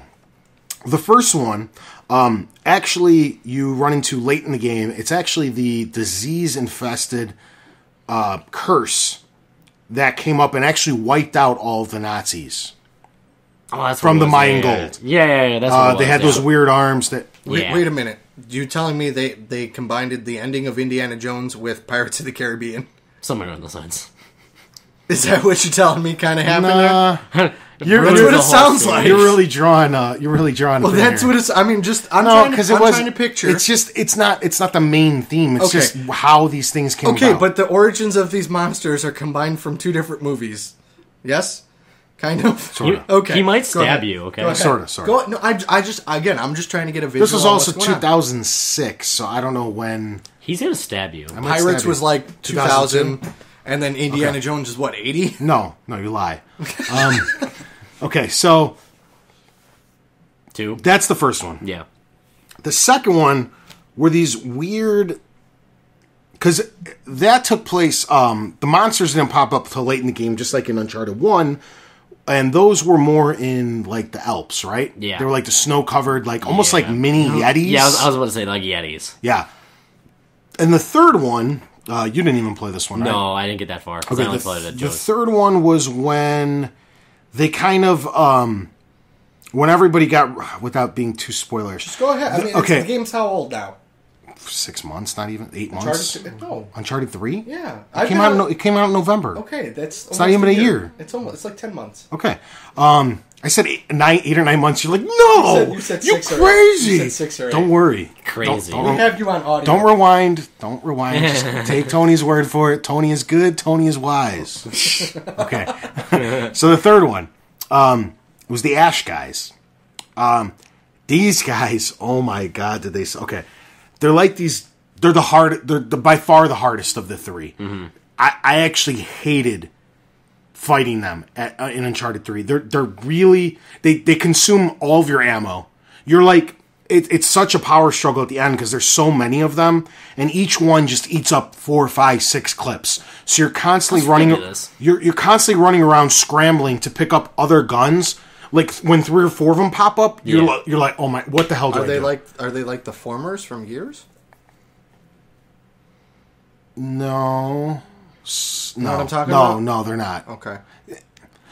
When they die, they ash down like that. Okay. They're actually like they have like something to do with it. I don't remember it real well. I'm just saying, like I meant like the mechanic, like it's a big group of them coming at you. No. And you're just overwhelmed. No, there's like 3 or 4 of them. They shoot. They're soldiers. They're bastards. They're ass clowns. They're really are. Clowns. What was the physical question? The scariest? No, yeah. He's asked, "What's the scariest monster in the Uncharted series?" The first one. Yeah, I went with the first one. In my order, least scary, even though it's my favorite game, is Uncharted 2. Those Yetis were. They weren't that. They weren't that bad. They're little snow-covered Ewoks. They weren't. They weren't that bad. For Uncharted 3, those were the hardest, but not. It was more like, instead of fear, you see one and you're just kind of like, oh man, I get like, god damn it. Yeah. That's the feel. Like, we're literally in Uncharted 1, which is my least favorite of the 3, but I still love it. It's a good game, yeah. I think it had to do with the environment where you were fighting them. It almost felt like Dead Space, where it was all like small, tight, confined quarters. It really was. And you'd pop around a corner, and there'd be like 2 or 3 of them, and you only had like a split second to react to start spraying your MP40, or you were fucked. Yeah, that's why I love when they added the MP40 there. Because you were all the Germans dropped it. I think by far Uncharted 1's the scariest. See, now, it was like Dead Space. Just to chime in there, because I haven't played it. Have you completed Fable 3? No. No? How far into it have you gotten? I'm not that big of a fan. Fable 3? I'm not even sure how many hours it. Okay. I think I might know what you're talking about. There's a section after you go through the desert. Yeah. That you're going through this. Is it ruins? And you find out what the coming darkness is, and it just. The game gets really creepy for about 20 minutes with just playing with the shadows and lighting and everything, and then there's this thing whispering and talking to you. Oh, I think it's creepy. It's like I forget what it was saying. It's just a creepy little. I mean, a little girl whisper. Yeah, you wouldn't picture it from Fable, but it gets really dark, like content wise. And really starts to mess with you a little bit. Well, that's what happens in the first Uncharted. That's why I'm kind of comparing it, because Uncharted to me seems like an action game, and then they throw in horror, a little bit of horror. It can be done properly, which was probably my favorite part of Fable 3 was that twist that they took it on, because I wasn't expecting it. Because at this point, I mean, Sully got grabbed. Again. And whatever. and Elena was taken for the first time, so she's kind of always being shown, being pulled away, and you're always a few steps behind, and you're chasing her. Then you get thrown in the sub, and that's it. It really that is. Sub was creepy. It's like a dark, desolate. You could tell that nobody's. And then there's those certain rooms that they throw you in, which Uncharted's notorious for. That's if there's something you could point out that's wrong with Uncharted, it's that there's so many spots where there's no fighting because you're doing the Uncharted thing. You're climbing walls, you're swinging, and there's nothing to shoot at. And then all at once, because it has to make up for it, it has to throw some enemies at you. And it's always like there's these standoff points where you go to this big battle, and then you don't see anybody for 30 minutes because you're hopping from cliff to cliff to cliff. That's I don't mind Uncharted. that. I the love the way pacing. I love the way it is. It's So what happens is there's a couple rooms in Uncharted 1 where you're just stuck in this room, and Yeah, they lock you in like Dead the Space doors style. the doors don't open until you kill every last one That's of how them. Dead Space and they is. keep That's freaky. spawning, and they're coming from the ceiling, and they're coming from the floor, Yeah. and they're coming from the doors and the vents, and they're just everywhere, and you're scrambling. And So I thank think God, Dead Space took that from Uncharted 1, right? yeah, Uncharted 1 was first. Yeah, that's creepy. Like both of games like that, they're both very creepy scenes because you're confined. Thank God they give you the ammo necessary in that part. Yeah, they do. Yeah, Yeah, with MP42, that's good stuff. there's MP40s everywhere. Oh, yeah, it's good Yeah. stuff. Cool. Go ahead. All right. So we have a challenge. It's to pronounce this listener's name. We've talked about it a little bit internally, and we're gonna give Tony a shot here. Let's see if he can remember. You ready? Okay. Here, hold on. Hold on. I'm gonna help him out here. Okay. Can I give my shot first? Yeah, go ahead. Then let me This just is look at it why don't first. we all give it a shot? Mark, All right. you got to read it off, right? Yeah, I just want to see it so I can actually like. See We're it. all in. His name is spelled Lyceaos. I'm gonna say Lysios. Lyceaos. Okay. How about you, sir? Let me see it one more time. Lyceaos. Lysios. I have to agree that it's Lyceos With a more because than I. now his last name is Grey Moon, which would to We're me all in agree on which Grey Moon. which Grey Moon is something wolf-esque. Okay, so Lycan, wolf moon. Yeah. So I think it's Lyceos, like you said. So, Well, you're going like the European. I Yeah. picture him with Lyceos. with You gotta have that. with that last name. I'm picturing somebody of Native American descent. I'm picturing. And I'm, I'm not- picturing somebody's chat handle that's into werewolves. Sorry if I find that's what I that's. See, what I I'm didn't even taking it. think that. I assumed that was his real name. I didn't think that was his real name. No. And Last then name, I mean. Yeah. Well, I know. First I know, name, I know maybe. plenty of like. Yeah. First name sounds. That could definitely be a. I don't know. that could actually. Would that be like some kind of weird Greek name? Maybe. Maybe. Are you Greek? No. No. All right. Lysios. Yeah, I'm going Lysios. All right. He had two questions. Rock on. First question. It's not too whatever. Anyways, should Nintendo put SNES games on the 3DS Virtual Console? They totally should. Why not? More money. I think they should put them on everything available. definitely. iPhones, 3DSs. What's the matter with Androids, that? You have the ROMs tablets. for it. Throw them up. Make some money. What does he want to put on? He wants to know if No, the SNES game's on what? on 3DS Virtual Console. Do it all. What's the matter with it? Why do you gotta think I so much? suppose it'd be fine. I think on the 3DS it'd be all right. I think personally, with the amount of controllers they got coming out, the Wii U should eventually, in time, have every single console's games on it in the Virtual Console. I agree. It'll have NES, SNES, GameCube, N64. It'll offer everything to you digitally, at least all the big titles. As far as the handheld goes, First party ones, maybe. maybe. Only. I'm thinking of the way that the DS is constructed, and I'm trying to think back to the SNES controller. It should be fine. It should, Yeah, definitely. I think they should, like I've stated in the past, they should put it on everything that they can Yeah, definitely. What's to make as much money as they can. the first party stuff? They own the rights to it. You're not losing anything by putting it up there. You're just making if someone buys it, you make profit. I would pay $20 to download A Link to the Past on my iPhone and play it, I would. I would totally support them. Nice. Totally, yeah. So that one was I think that was it's a quickie. Yeah, I don't see a I don't see a problem. Yeah, I don't see a problem at all. The only thing on the original 3DS, it may cause a problem because I know some of the games that weren't utilized for HD, when they get stretched, I know this was a problem from DS games on the XL. N64 to big screen TV, same thing. GoldenEye looks awful. So they get stretched and they look terrible. And it's something that the 3DS XL actually addressed, where it doesn't let you stretch the whole screen. It gives the option to stretch, I think, or have the blackouts on the side. Yeah. And I think if you had one of those, something like some of the Super Nintendo games might look a little bit better than if they were all stretched out and weird, because the way to stretch them out to HD is to almost crunch the top and stretch the sides and pull it. So it kind of looks goofy and they don't look right. Sounds like something Nip Tuck would do. Yeah. All right. His second question kind of plays into the little game we've been playing, our top three. Okay. Top three 16-bit video games. Mwahaha. I totally got my three. Dun.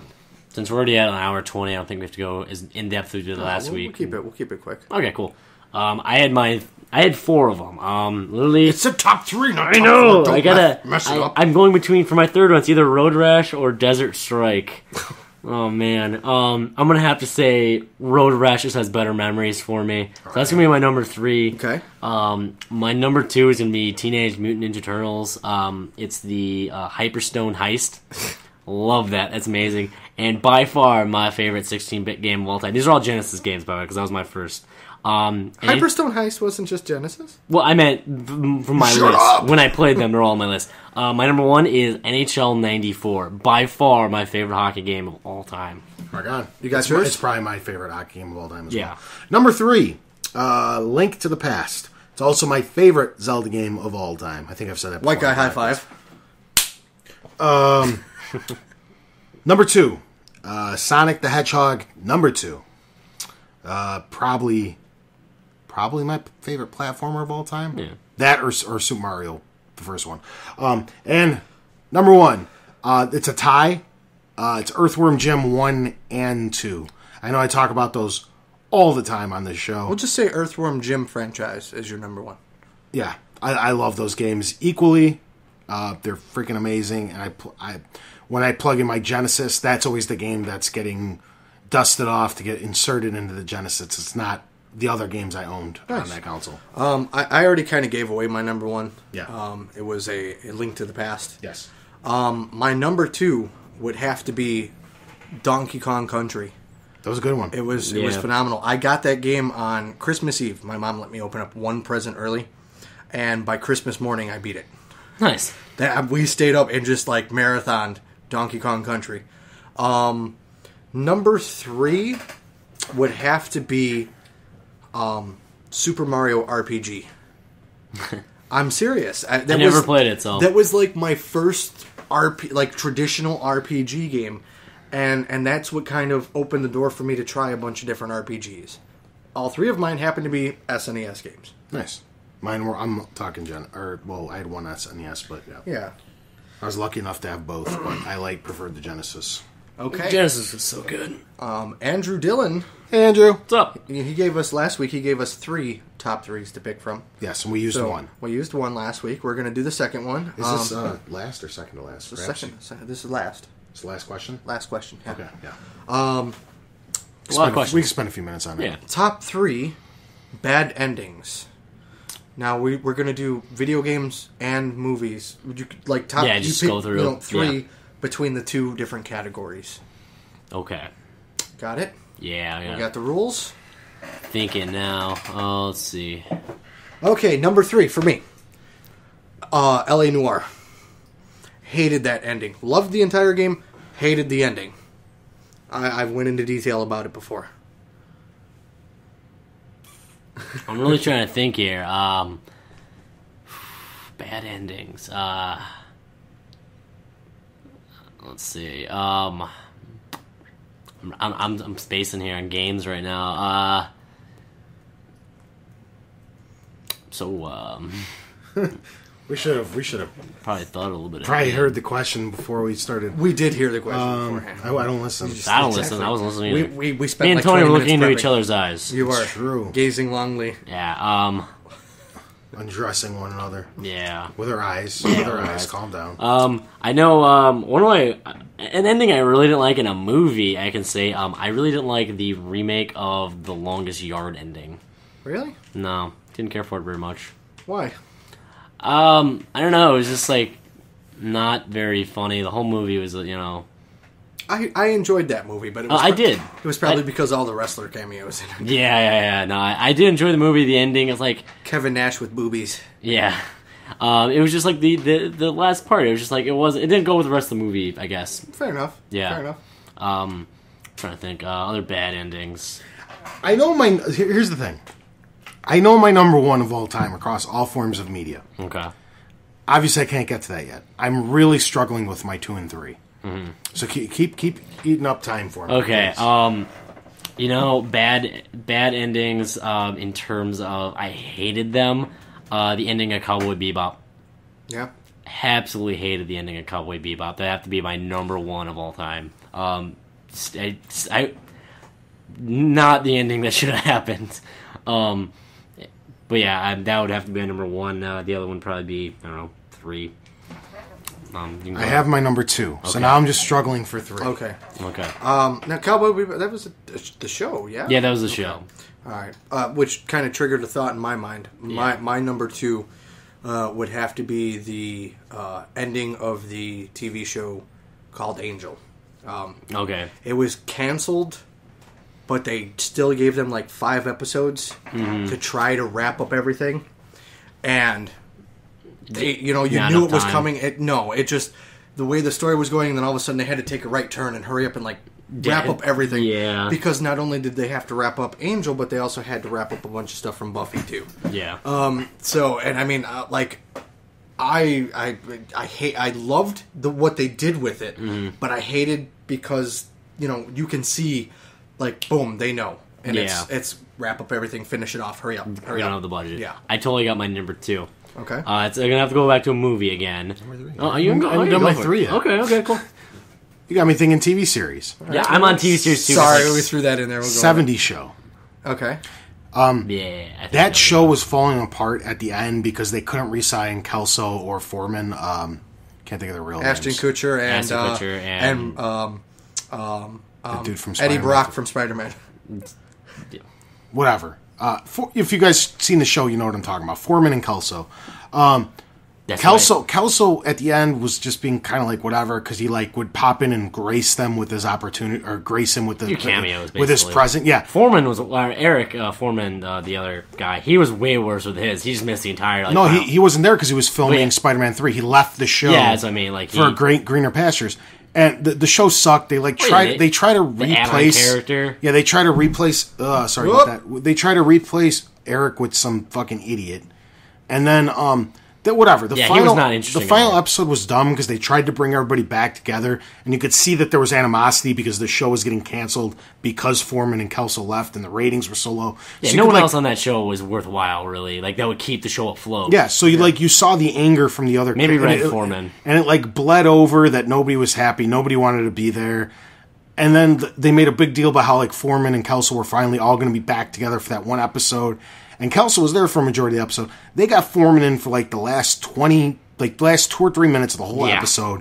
He came in. It's just him and Donna with some mushy love scene. Yeah. Then they're all in his basement, and there's a stupid countdown to 1980, and they run up the stairs. It was like it was the dumbest fucking ending to one of my favorite shows because I loved that show. That's a really good show. Yeah. Season 1 through 7 are amazing, hysterical. I love them. I bought every single one of the seasons. It's so good. It's right there, actually. Yeah, right now. Right there. Yeah. All right. And I own them all too. And it was just stupid. What's your number 2? Am I playing Sphere catch up here? Yeah. Catch up. We're up to We got 2 down. Marley and Me. Oh God, don't talk about it. I'm gonna cry. Loved that movie. So cool. Did not see that shit happening. I'm a big dog lover. Spoilers out there. Most times I like dogs more than most people. Yeah. And I did not see that shit happening. And then the fucking dog died, and it was just like, it was fucking, I was like, what? I couldn't believe they did that shit. My girlfriend still has not seen the movie because I won't let her, because I've seen it. Is that depressing? Yeah. It's kind of fucked up. The whole movie is like happy, feel good. Oh, look at your cute little puppy, you know, and then boom. You're like, it's like a fast forward through this dog's life. You see him the first day they bring him home, and all the trouble he gets through, and all the happiness that he's brought this family, and then it just like ends with him dying. Oh. And like the whole family's around it crying when they have to put it down. It's fucked up, dude. Yeah. Okay. I didn't like the way that movie ended. Kind of pissed me off. You're number one, sir. I had my number one already, but my number two would have to be Law Abiding Citizen. Did anyone see it? I have not. It's a Gerard Butler film and Jamie Foxx. Okay. Really, like, seriously, it's this, Gerard Butler is this, he's an anarchist, basically, and he's just blowing up, like, he's just showing everything that's wrong with the political system, and he's just killing people, basically. He just turns into this, you love him, he's a huge villain. Did you kick anybody in the stomach?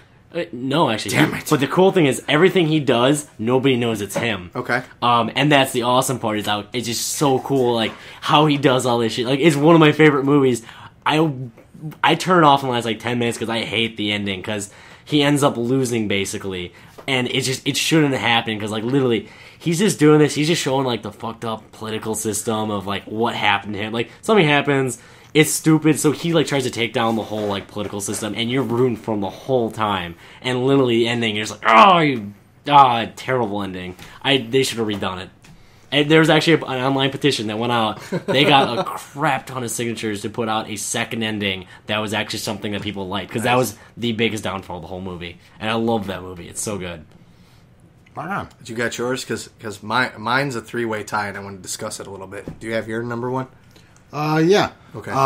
Mine is the worst movie I've ever seen in my life, followed by the worst ending in the worst movie. I'm surprised by that. It's The Notebook. No, I'm not seeing it. Don't care. Nope. Here's what happens. It's every girl on the planet thinks it's the greatest movie that has ever been. My girlfriend hates that movie. Okay. One chick. The remaining 4 billion women on the planet all love that movie. Here's the things. I'm assuming a majority of our listeners are guys. For the few females out there, whatever. Sorry, you like a stupid movie. It's the same as every chick flick ever. It's some guy who can't get some girl who miraculously gets the girl who he's not supposed to get with. Something happens, and their love gets tested. That's every chick flick ever. That's this movie to a T. And, like, but at the end, is like a saint. But at the end, you find out that the whole time they were like old people, and he was just reading to his crazy wife the whole movie because she forgets. So he tried to remind. That was that one that was based on the poem. Okay, So he's trying to remind her of their lives. And then she freaks out and dies, and then he dies next to her, and everybody's crying. And every time I see it, I'm obviously getting roped into seeing it with a chick I'm seeing at the time. And they're like, the first time I got suckered into it, the second time I was How many times? Like 4 or 5. The poem is called, I think, it's so like dumb. Something from Over the Hill or something like that. I've read it before. The chicks are always crying at the end of this thing. Is it a remake of 50 First Dates? The poem, I think, by itself is only about 5 pages long or something like that. I've read the poem, actually, and yeah, I'm pretty sure that's what ended up coming out of the Notebook. It's so fun. Because the wife has Alzheimer's, correct? Yeah, and then she doesn't know who her husband is. So a bear or a hill. So he spends every day writing or reading the life story to her of them. Yeah. Okay. And it's like winter out or something. It sucks. So here we go. Okay. I've got a three-way tie. One's a TV show, 2 are movies. Okay, go for it. First one. How can you have a 3-way tie for first? These should have been your 3. Shut up, man. I know, right? Because listen, I was thinking about him as we went. He had 4 for 16-bit. I can have 5. I come out. I put it down to 4. But there's a good reason, okay? Because we started talking and more popped into my head. The ending of I Am Legend. I'm pretty sure the whole movie sucked. I enjoyed the movie. I like I Am Legend, but the ending really made me angry. Yeah. Okay. Well, which one? The one that showed in theaters. Okay. Okay. Because I was gonna say, I think I've seen. There's 3 endings or 2 endings. I don't know. Okay. Because on the DVD, they're like, "Oh, here's all the extra endings that we Here's thought one about that, doing." this is why I wanted to leave some room to talk. The ending of Rescue Me. Oh yeah. I own, just like you, the entire series. Watched every one of them. Every episode. And the way they end it is just like, it's just another day. Yep, It's just another like, day. That was it. Dennis Leary Almost should as- have died. I love him to death. Mm-hmm. He should have died. Oh, he should have died tons of times. Exactly, but he should have died instead of Lou. Yeah. Instead of Lou. God. Okay. There were so many. But I mean, again, it was such a good. That was such a good show. It was a good ending, but it shouldn't have ended how it. Yeah, they should have more. Like, I'm guessing your third would have to be The Sopranos or something because it's the exact same thing. No, almost. It's just like it's a movie that I've seen twice this year that I did not care for the ending. Oh, to. don't you say it. It was not bad ending. It was fucking awesome. It is Dark Knight Rises. Silly bastard. Oh, you silly bastard! Can I explain? Nope. Your talking privileges have been revoked. Mute. No. Okay. All right. I liked everything leading up to the point when Alfred was standing at the grave. Spoilers. Okay. He stands at a grave at one point. Yes. I did not like what happened after that. When Kid from Third Rock from the Sun went and picked up the bag and they said, use your real name. Okay. I did not like that he ran off with Selena Kyle. The movie, the entire series has been a series of down events. Batman is not supposed to end happy. No, it's not. He's not. Okay, it's not supposed to end. How do you spin that in your head that ended happy? He's sitting at a cafe. He had to pretend he had to kill himself. He's sitting so at the a symbol, cafe. You're missing the with symbolism. Selena Kyle. The symbolism, good sir. He's sitting at a cafe with Selena Kyle and smiling at Alfred. Batman is dead. I love that ending though. He's fucking dead. Here's the thing. There's no more Batman. There is Batman. How is that because happy? Dude from Third Rock from the Sun It's gets a implied, good GPS. sir. It's implied. Exactly. He's gonna be Robin. He's gonna be Batman. You think? Yeah. Okay. He's gonna be Batman. It's like have Chris Nolan with it. Here's We'll Here's see. the other part. No, of it. he's supposed to be Robin. No, he's supposed to be Batman. Because they even said his name. His name is Robin. She said you should use your birth name, Robin. Okay, so it's implied that Dude from Third Rock from the Sun is Robin through the whole movie. Okay, if you follow comics, when Batman died last year or the year before, Robin became Batman. Whatever. He's not going to design his own suit. He's going to use. He ain't got no money. He's an orphan. He ain't got no money. He got no money. I didn't like the way it ended. I appreciate the movie. It didn't kill the movie for me. I've seen it twice. So literally, It's also a factor of I didn't want the series to end, which plays into it.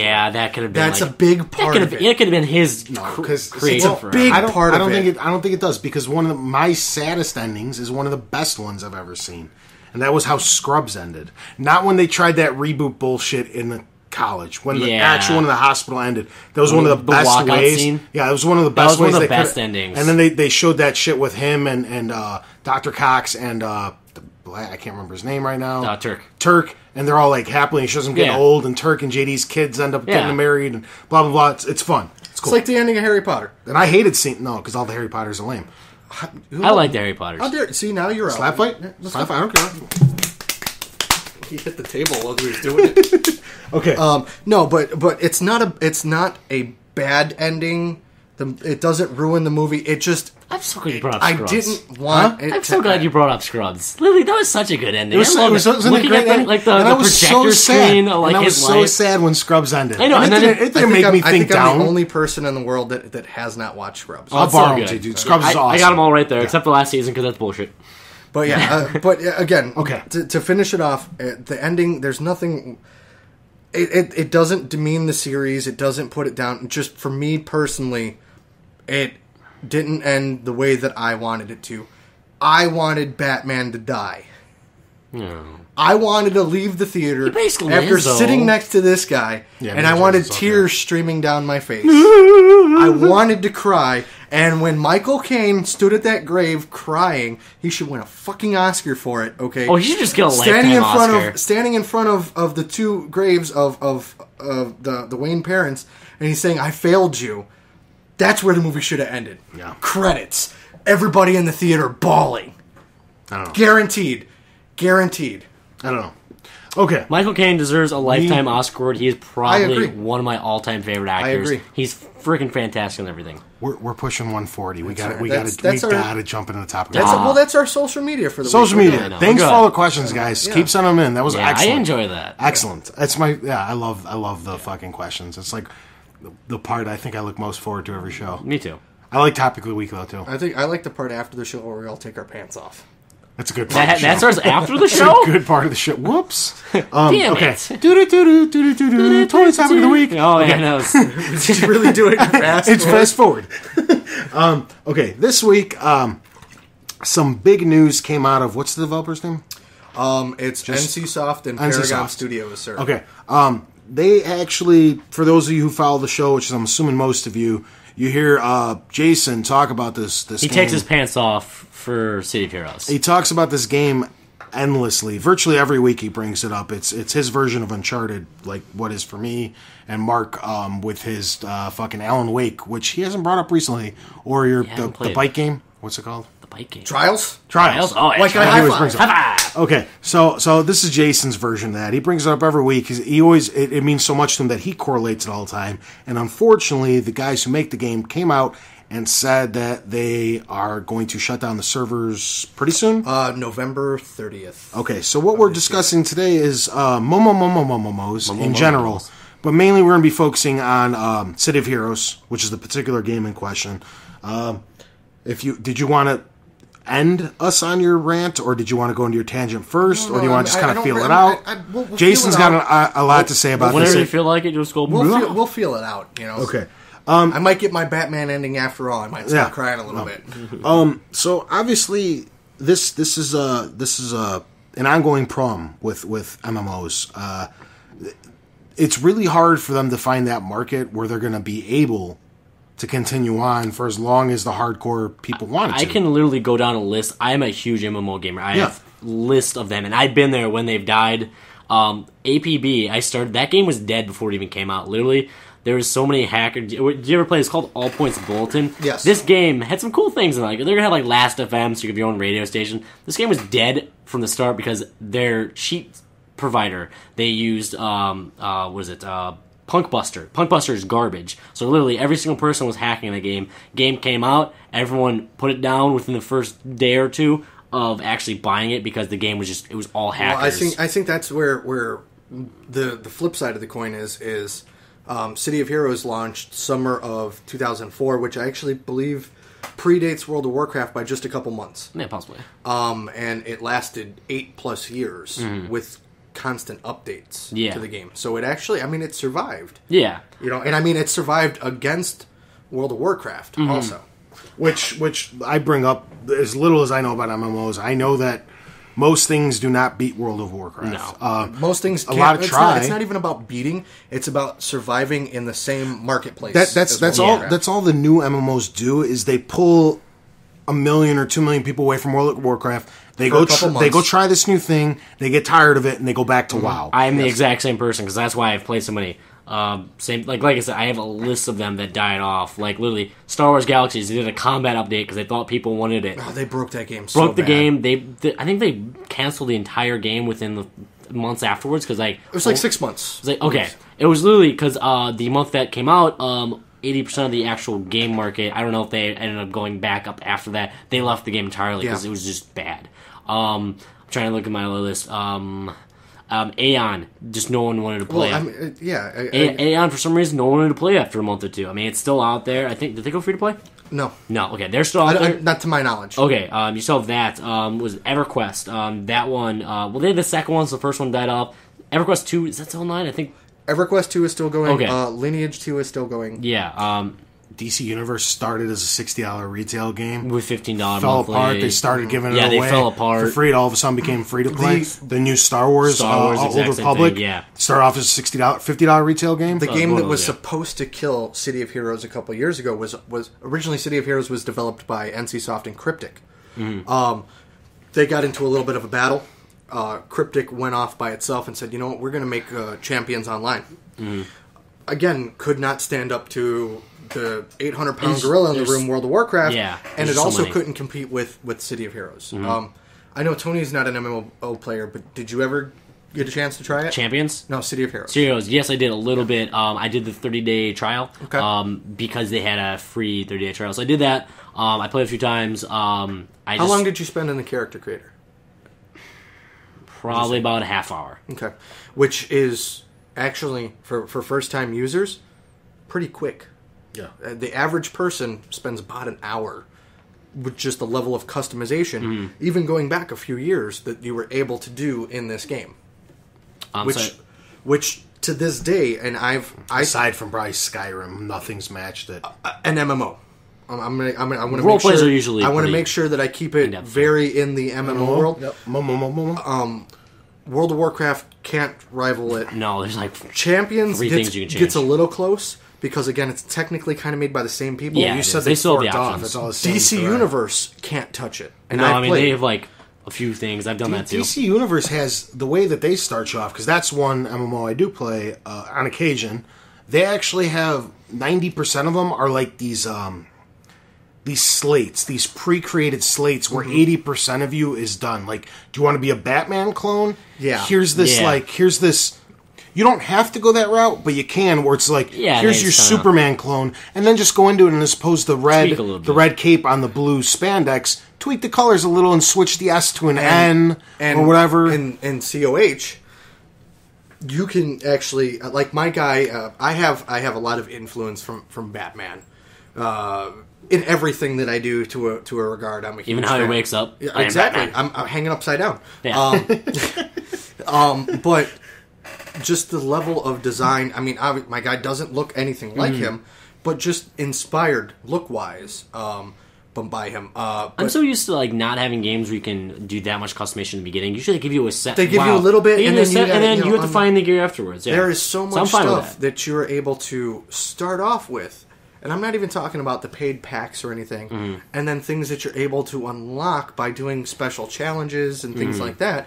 That just, I mean, to this day, I could sit in a character creator and customize a costume. You can actually get, without buying anything in the game, 4 or 5 different costumes. And I mean, if I was to take a screenshot, each costume I have looks completely different. Even though I still have the same power set, completely head to toe different for each one. That's a good way to do it.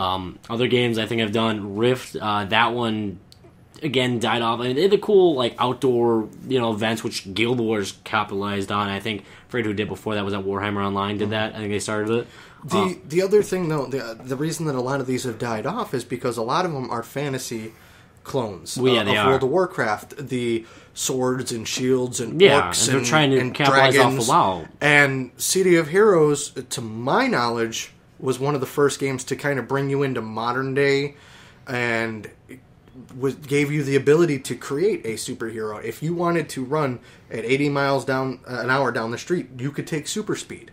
Okay, if you wanted to fly, you can do that. Yeah. It was different things. I would totally it was fly. completely. I did. Completely different than any other thing on the market that was available. Because again, I get really bored and turned off from all the fantasy stuff. I like it to an extent. I'm just so used to that because I did Exactly. WoW for so long. World of Guild Wars is Warcraft, like that. World of Warcraft, Skyrim, you name it, and it's Yeah, kind for of some the reason same. it's a very oversaturated It theme. is, and I think that's one of the big problems is there's a little too much of it. Well, I guess I see what you mean because like to come out with another game like that, unless you're revolutionary, where you have either WoW or Guild Wars has like a 2-point-something million player base right now too. Like there's not much room for anyone else to play really, especially if you're paying $15 a month. Yeah. Okay. Go ahead. Okay, well, I just want to... Okay. So what is causing the closure, to the best of your knowledge? To the best of my knowledge is... Like Guild Wars. NCSoft informed Paragon Studios the same day that the player base was informed, shortly after. They were working on the next free expansion for the game, which was actually issue number 24. That's awesome. To my knowledge, on the charts of what was making money for NCSoft, City of Heroes was second to last. It was still making money. What else was... What number one was? Yeah. Take a guess. Guild Wars. Guild Wars. Yeah. Now, typically what you tend to see leading up to the launch of a sequel is you tend to see a spike in the player base for that first one. Well, yeah, definitely. They did not get that with Guild Wars. Mm-hmm. So, the game was still profitable. It had gone free to play. They were continuing to work on expansions. Their microtransactions that they had were absolutely through the roof. They were doing good. Mm-hmm. The quote is long-term future and realigning of the internal process was why they closed Paragon Studios. Mm-hmm. Which, to me, if you read between the lines, sounds like a really bullshit answer of, you know what, we just don't care about this anymore. If you look at the list of what NCSoft has, you've got Guild Wars 1 and 2. Yeah. Lineage 1 and 2. Yeah. Aeon. So that's what, 5? 5 MMOs. 5 fantasy MMOs. Yeah. And then one that's different. Yeah. It just, to me... What was below City Heroes? I'm just interested. Guild Wars 1. Guild Wars 1. Guild Wars 1 was the... But again, like I said, we're talking about leading up to Guild Wars 2, because this all happened in the same week. Yeah. So you think that you should have seen that spike in the player base. Now, I play on one of the most popular servers in the game, the Justice server. Do you still have, like, high pop servers and everything still? Yeah. Okay. Yeah. I'm like I said, I can log on to the game, and sometimes, right now, they're posting pictures of waiting in queues to get into some of the lower populated servers with 40, 50, 60 people in them. Mm-hmm. For lower end ones. Why don't they just close some of the servers? Good question. Good question. Why don't they just, condense them down, stop the updates? That's fine. Yeah. Like, if you look at World of Warcraft servers, I don't even know how many they have at this point. Like, that's freaking ridiculous. There's so many low pop servers. There's no reason. It's such a waste. I understand. And also, too, Paragon Studios was working on City of Heroes 2. Mm-hmm. They called it Secret Project. They were in the development stage of working on COH 2. Mm. Why would NCSoft give them a green light 3 months ago and then change their mind? That's weird, yeah. It's very weird. And again, like I said, usually when a studio closes, it's after a big release or something like that, and they know what's coming. Yeah. They hit these guys out of left field. Like, they caught them blind. Mm-hmm. Now you're talking about, I believe the studio still has like 50, 60 people working for it that are now jobless. Not to mention the thousands of players that are now technically homeless. I mean, no, yeah, I know. I know it's a funny way of putting it, but it's the reality of it. And I'll get into it a little bit more. You're talking about a game that I used as an escape from the real world. Mm. When I was having a really shitty day, what my favorite thing to do is go home and play video games. Me too. What better way than to do it than to jump online with a couple of friends and punch people in the face? I'm being 100%. I mean, it's humorous, but it's also, I'm being 100% serious. Sitting there and in City of Heroes, you not only were you able to design your own character, play him the way that you want, with such drastic changes. Andy has a very similar character to me, but plays him completely different. He's able to develop with the same power sets, completely different. You can do bases. They had one of the... I still don't know of any other game that'll actually let you have all the source code for the enemies and everything and develop your own stories. Oh, wow, that's awesome. You can design your own levels in the game and make story arcs with dialogue. That's pretty awesome. Yeah, I don't think you actually have... I've never heard of anything like that. Yeah. Like I said, I played that first month. I never really got too much farther into that. I mean, that's pretty awesome. Yeah. on. Yeah. My next point I wanted to bring up is what you guys think. I'll start us off with this one by answering my own question because I probably have the least. And again, I do apologize. I know it's kind of a big thing, and it's not your forte per se. But And that's how I was last week with the horror movies. So I mean, I understand where you're at right now. Where No, I did this for Jay. I know Jason wanted to. Yeah, yeah. Had a lot to get off his chest. I know this game means a lot to him, so I don't mind. I actually have quite the rant to go on at the end. It's just not suited right now for my final thoughts. I actually do. I do have quite a bit to say about this. What do you got now? Right now, what you guys think makes the MMOs close or fail? For me, I think it's just going to be an oversaturation in any one particular market. Definitely. Which unfortunately does not apply to City of Heroes because, as Jason pointed out, when you have 15 World of Warcraft clones, they're going to bomb.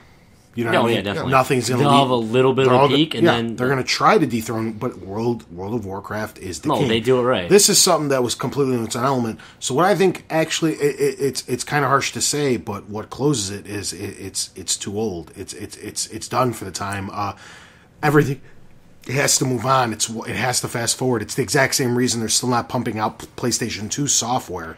As Jason said, it's an 8-year-old game. And it's not right. I know they got a fresh coat of paint on it 2 years ago. About a year. Okay, yeah. And so on and so forth. But that's unfortunately it. It's just like, hey guys, you've been working on this 8 years. This doesn't exactly go with this particular thing. I'm saying generally. Yeah, I get what it's you like, mean. Because I'll say, go with work World on of something Warcraft, else. it's only a few months. Let's see what else younger. Another studio can do. Go out there, try something different. I know they got closed, so they don't have that option. But that's part of I the community. If you read some of the forums and you listen to what they're talking about, everybody knew the game's 8 years old. Okay, it's been in production for 10 and a half. The game was in development for 2.5 years before it was released. Everybody was expecting sooner or later City of Heroes is going to go away. We'll have City of Heroes 2 or something else. Yeah, to take you over. But to completely shutter the project and shutter the development studio and kick everybody out in the cold was a complete total shock. Mm-hmm. Well, what do you? I see. That's going to lead into my final thoughts. So I don't want to go to. Okay. What do you think makes not just City of Heroes? Is there anything else you guys think in general? I guess that makes them. So I think one of the big problems with MMOs, and we kind of mentioned it, is there's too many that try to replicate something that is already done well enough. World of Warcraft. It does it all. It does everything that almost any other MMO can do. Yeah. And it does it so precise that there's nothing else that's going to come close to it. Yeah. Like, every MMO I've played, because I have been trying to find something. I just got bored with it, I played it for so long that I did everything. I can't run the same dungeon more than 50 times, because I tried. I was on a break from City of Heroes for even before my internet went out for about 2 months. Mm-hmm. It's just what I do, You jump in, you play the new content, you kind of get a little bit bored again. Yeah. But I kept an active subscription to it to support NCSoft and Paragon. Yeah. And then, just with that, when I was switching between those, literally, I'm playing WoW clones that try to do, one thing to spice up, everything. I believe it was Rift. Rift had this cool, class system where you could be, 3 classes, but you're one character. That was their cool thing, along with, the outdoor events. But literally, it's just, 1 or 2 things, and then you have an exact copy of WoW right in front of you, with a different world that generally, for some reason, just isn't as interesting. I don't know why. It's the color scheme that they use for their stuff is just, it's nice to look at, and just, I don't know. Palette, yeah. Yeah, the color palette, it's every level. It's vibrant. Yeah. It just, WoW does everything so perfectly. I just have to applaud them still for their work. And this ties into what we're talking about is, my 2 friends, Adam and Andy, actually went out and bought me World of Warcraft and Burning Crusade. This is when, right after that came out, and they bought me a time card also. So, collectively, they spent about, I think, $90 to $120 on everything. Somewhere on those lines. I installed it, made an elf, looked like everybody else that was running around. You can change the skin color. Skin color, yeah. Or I had a mohawk. Big floppy ears running around, right? I love the night elves. I'm running Were through... you a hunter? Yeah. Or a rogue? I was a hunter. And I'm running through the woods. Only 2 classes do as a night I get elf. killed by some harpies. And it takes these guys an hour to get over to me. And I'm like, by this time, screw this game. Turned it off. They did fix that eventually, but... I because I played vanilla. I bought it the first week it came out. Not day 1, but I think week 1 or 2 I was playing it. literally to go from the top of the map to the bottom of the map. Took a half hour one time.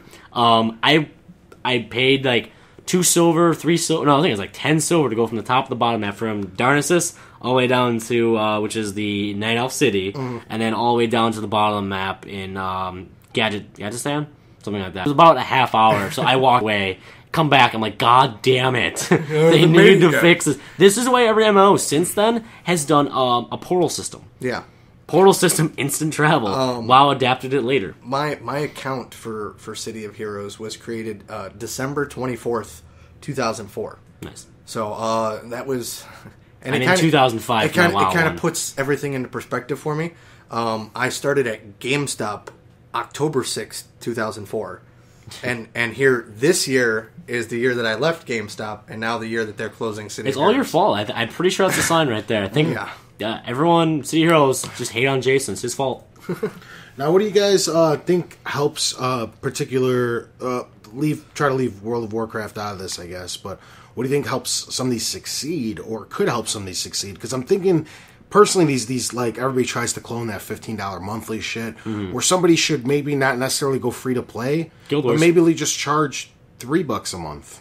There's also literally you can just, you could do that, $3. I'm not really gonna care that much, but literally, it's either free to play or 15. I don't know why that is. I don't know why anyone tries to really go around it. It's the standard. The cool thing with City of Heroes is when you bought the $15 for the 1 month, they turned around and gave you. I believe 1 reward token, which was used for special items, and then 400 Paragon points, which were essentially like Xbox Live points. So you got probably about $30 worth of value out of your $15 subscription. See, that's what I would like. If WoW would have done that for me, that would have been much more enjoyable.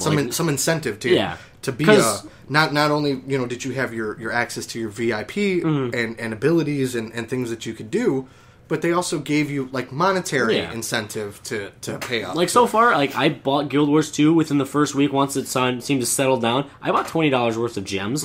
I bought 2 extra bank slots and 1 extra bag slot. Why not? $20 for like literally that's like 60 more guild bank tabs. I'm just like, okay, sure, totally worth it for me. I think to answer your question, somebody's got to be creative and be original and kind of get out of that fantasy setting and develop something different than World of Warcraft. I mean, we did have the Secret World that just came out. I mean, they have like 200,000 players, but it's like a supernatural world. Yeah, but it's different. I give them credit but also too, like, it's not have just. Have you seen their quest system in that too? Some of them are like actually like mystery things where like it's like puzzle solving quests, like where you have to like write stuff down. I mean, that's what's unique about that one, I guess. Sounds cool. Yeah. But changing the formula, and I don't just mean the visual formula, but I'm talking about the way the mechanics work within the game too. That's what's it's so hard to find. It is. I mean, even Guild Wars in its sense is still like wow. Exactly. We need to, they change things up. We need to change the core MMO format to get them to continue and to be different. That's just gonna be so hard. Like what? Like literally, like when you think about it, if you really think, like I don't know what else you could change really. Like there's a reason it's standard. I think. Yeah, but I mean, it's also the same reason that right trigger in a first person shooter is to fire.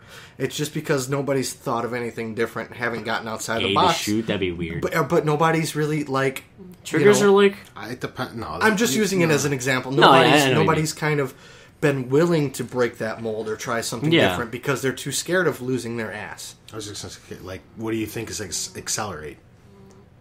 Well, like right trigger, right? It could be right trigger. Could be Okay, I was just whatever. Yeah, no, yeah. All right. I know. I don't know if you want to go first because we can kind of wrap this up. Yeah, that's fine. If you want to go first, if you want to go because I have something to say, but it's not pertaining to Guild War or City of Heroes, and I don't want mine's on like this whole what I think of the whole situation. And I don't want my comments to distract what you want to go off on. So go ahead if you guys want to hop into some initial thoughts. Okay. Literally, NCSoft, I really think, I don't know, they seem like a very jump-to decision. I don't know if they... I mean, they're probably thinking that they're saving a bunch of money, but literally, you said it's like 50, 60 employees. That's actually not a lot. This is a massive company, NCSoft, literally, with is it 4 or 5 different actual universes spanning 1 to 2 games, depending on which one. Literally, they're raking in dough. Guild Wars 2 just had a really successful launch. They're not hurting for money. I really don't think... I mean, you even said that they're still making money off of... City of Heroes, up until August 31st, when it was announced, was still making money. I don't see the... Now, the last 3 months of the life of the game cannot, because they've suspended any transactions, any subscriptions, or anything.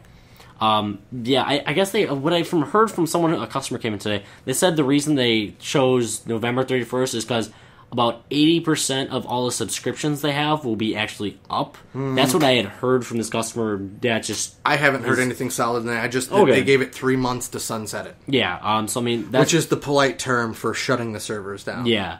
So literally, like, if you're still making money off something, I don't see, I don't see why. I mean, like, yes, they're gonna have to do a lot of literally, they're working their asses off. Guild Wars 2 is broken in some ways still, but literally, if you're still making money, you're still getting money, you're still making people happy. I think they should reevaluate this. I mean, this isn't it's done after this. Someone can still buy this off of them. And that's what I'm going to bring up a little bit. Yeah, I mean, because, like, literally, you said, like, they already started developing City of Heroes 2. Literally, games like that all the time die off, and then someone will pick them up. So I really don't think this is the end of City of Heroes. I really think the community is going to help save them quite a lot here. That petition's already got its 10,000 signatures. Yeah. I think they're starting up a bigger one for, like, 20,000. There's actually, like, 3 or 4 different ones going that kind of roll into one bigger one. Yeah. So, really quick, the website for that is actually an official website. It's change.org that they're hosting that on. I mean... Go right ahead. That's what I had to say. Yeah, I mean, the parallels that I can draw between my life and my life in City of Heroes have really become very apparent to me in the last, 48 hours. Like I made mention before, my GameStop career started just a few months before I started playing the game. And it's kind of weird that my GameStop career ended a few months ago, and now the game that, is ending too. Like I said, I got it as a present, and in about 96, I made a big life change, moved out of state, kind of left all my friends behind, and all I really had was my game. That was my only way to connect with everybody, was to jump into City of Heroes and play with them. I've got friends in Colorado and friends in California that I've never met in person that I actually consider real friends. Now, I'm almost 30 years old. I'm an educated person. I've got a full-time job. I'm not a basement dweller, okay? But I consider these people friends because of the adventures that we've went on and the experiences that we've had together in this game, in this world that was developed through us. And like I said, it got me through some really, really tough times in my life to be able to kind of have an escape. And that really sucks. And I've been spending the past 2 days reading through forums, and there's a lot of people echoing the same sentiments that I am. I guess the best way that, since you're not an MMO player, Tony, that I can sum it up to you, is if Sony decided to disband Naughty Dog. I know. And no more Uncharted or whatever, and just like completely go bye. No, I understand the impact. Yeah. Go on with your, I get it. Like I'm a gamer. I understand the impact. I just wanted to kind of to a little apathy here. Yeah.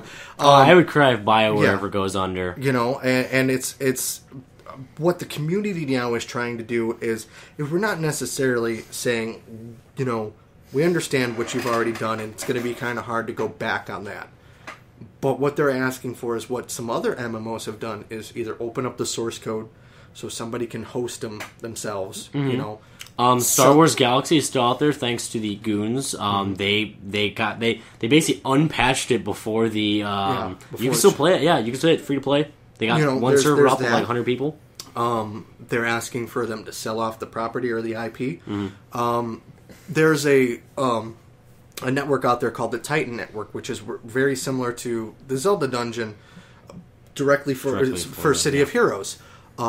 They're trying to talk with who's left at Paragon Studios at the moment and NCSoft, and trying to work something out about possibly starting up a Kickstarter and one way, shape, or form, the game should live on, because even though NCSoft says, you know what, we're done with this, you're talking literally about, and I mean, you said it earlier, 10,000 people in 48 hours have spoken up and said, we still want to play this. Yeah.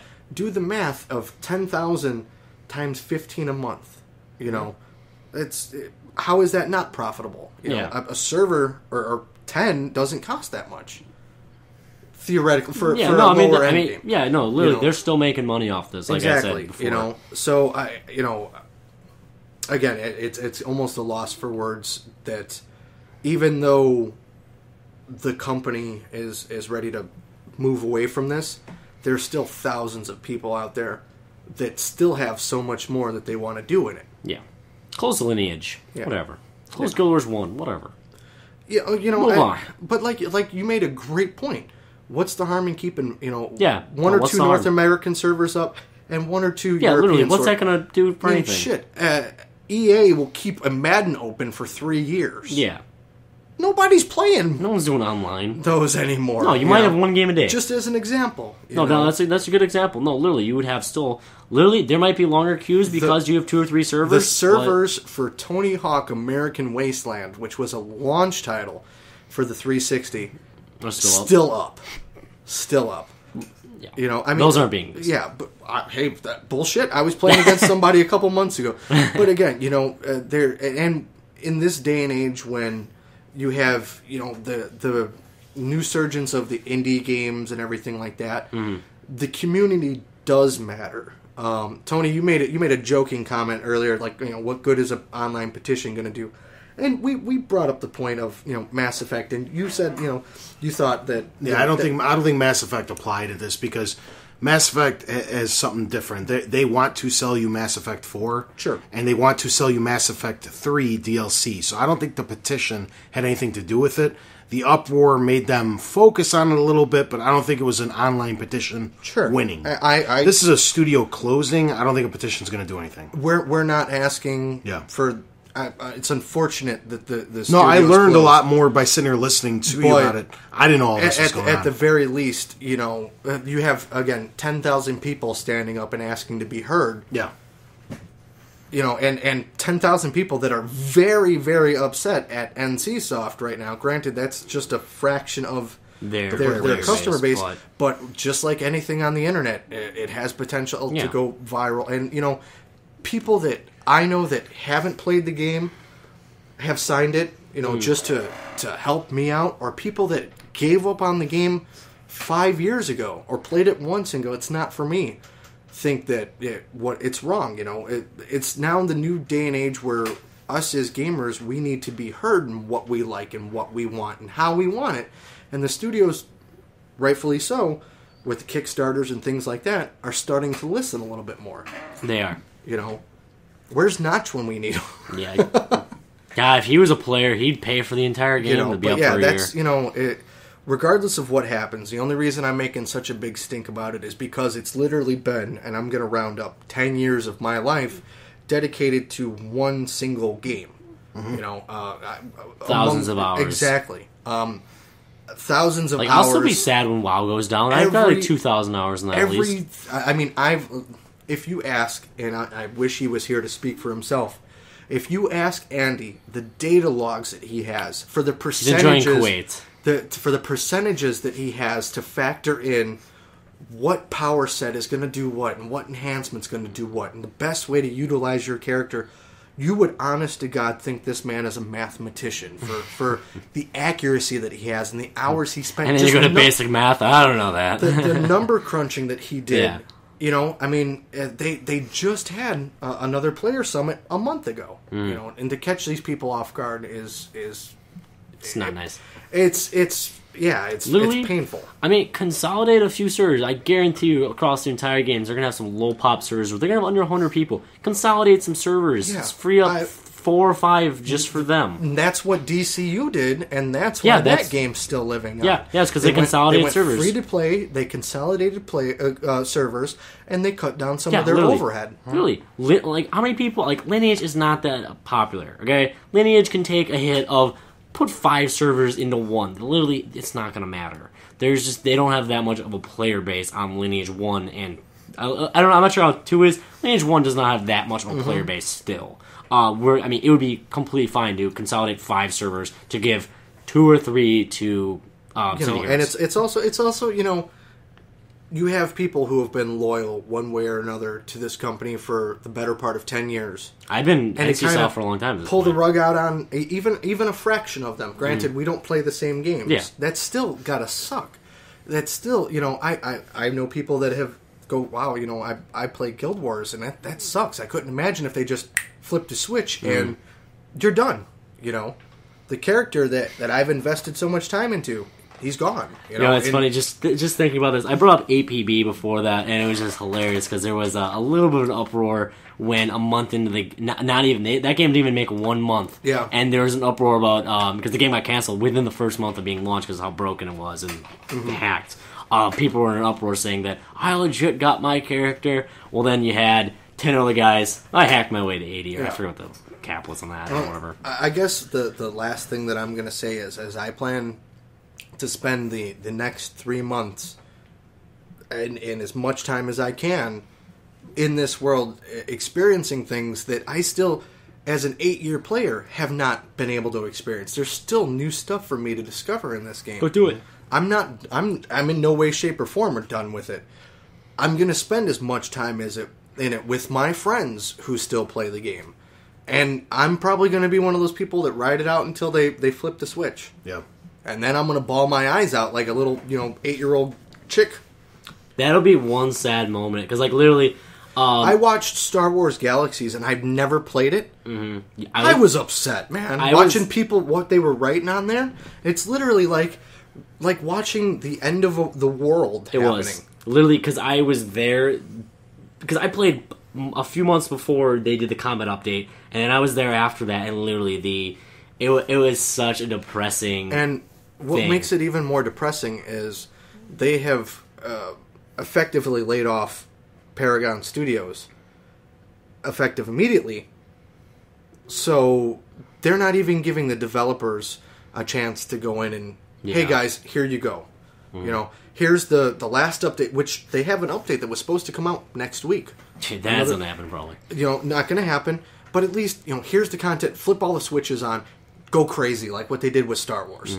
They're not even going to give them the opportunity to do that. Yeah, have from fun what for it looks 3 like. more months, yeah. Exactly. No special thing with the devs, possibly. No last hurrah, like I was saying earlier with Angel. At least give them a little bit of time to go out on. At least let the developers, the people who spent 50 hours a week working on this game alongside the community, be able to say goodbye. Yeah, I agree. That sucks. So yeah. Rock on. You want to go on? Okay. Bring it home, sir. Yeah. I guess I wanted to bring up 2 things, and then we'll get out of this. The first thing is I wanted to bring up something you addressed earlier. That I know I don't personally play MMOs, but I totally get the impact that this is happening. I've been a gamer my whole life. I get the power of games. I understand what they do to people. I understand the whole thing is we're not like hunter-gatherers anymore. We're in civilized society where life is pretty mundane and boring. And as humans, are down to our psyche, we need that like thing to either go hunting or go fishing or go out there and do something. When you're sitting in your office job all day, it's the only way to not go crazy for some people is to vent in these worlds. I get what they do to people. I've seen it. I've felt it. I've experienced it. It's why I play, is to go after that feeling. So I totally understand, even though I don't personally know with this particular game. Sure. I get it. The second thing, this is why I wanted to go last, is because I didn't want you to start thinking about this crap. This is an overlying problem with the entire industry, is it's the industry's making so much money now that these big corporations are forming, and the guys at the top that are actually making the decisions don't play and they don't care. It's not like it was back in the day where these were smaller groups and everyone gave a shit, from the smallest quality tester all the way up to the CEO, where nowadays the guys who make the calls for everything to like, I'm pretty sure this happens over at Activision, to like not stray too far from the Call of Duty formula every year, because they know those 50 million people. There's a minority that want you to stray from the norm. It's a catch-22. But they know they'll sell their 50 million copies by not straying too far from the norm. So you got those people taking the creative talents away from the guys over at Infinity Ward or Treyarch by making them make the same game over and over and over again. It's the same thing that Sony does with their particular owned things with guys like Guerrilla, who make the Killzones, who haven't been able to stretch their wings because they made the great Killzone series, and now they're kind of sucked into making Killzone after Killzone after Killzone until the studio closes. It's exactly what happened with Zipper. You think Zipper wanted to keep making SOCOMs? Sony made them keep making SOCOMs until one bombed, and then they all lost their jobs because they weren't allowed to do what they wanted to do. Some guy in a suit who probably doesn't play games told them what to do. And I have a feeling this is what's happening at NC Soft. These guys it's the guys who are pulling the switch probably don't even play this fucking game. They don't care about the community. They don't care about the gamer. They're in Korea. Yeah, they don't give a shit. It's a bigger overlying problem where the wrong people are making the calls in this industry, and it's unfortunate, but it's the truth. Sure. It's what's really happening, because when at the end of the day, all these things are businesses. Mm-hmm. To the gamer, they mean more, but to the people who make them, or the people who own the rights, or what have you, or the parents, or the people who work for the parent companies, they don't give a shit. That's how it is, guys. No, I get that, and that's why I said, for me, it would be nice to see one of these big corporations, which other corporations have done, go, okay, we don't want it anymore. Here. Yeah. Give it to somebody. Sell it off. Sell it off to somebody who's going to give a shit. Yeah. Sell it off where there's still it's still a buzz about it, about what's going on with it. Make your money now. You don't have a long-term investment on it. Turn a short-term profit then. Yep. I agree. Anybody got anything else? No, I think we're good. All right, sorry we're ending on such a down note this week. I want to say bye to a couple people, okay? So there's Andy, Adam, Naz, Laggy, and Tara. They know who they are. Nice. Yeah. All right, guys. Huh? Laggy. Laggy the whale. Yeah. I think we could send questions in on the YouTubes, Facebooks, Twitters, and the emails. Yes. Yeah. You guys got it all by and, now. Yeah, don't forget I do repost it on the YouTube feed, our email address, and the Facebook page, so if you could just get there, then you'll get other places. Yeah, keep sending the questions then, guys. We appreciate it. Don't forget about the 8-bit song of the week. And go do us a favor, sign the petition for Jason. Yeah, thank you. Yeah, that's anybody that has for me so far, thank you. Yeah, and aside from that, that's about it. Yeah, I believe so. Well, good. Sorry we ended on such a down note this week, guys, but it's unfortunate. It's what happens, guys. Give it about 30 seconds into the song of the week. You'll feel better, just like I did. All right. This has been episode 30. Thanks for tuning in, guys. Catch you guys next week. Same time, same place. Peace.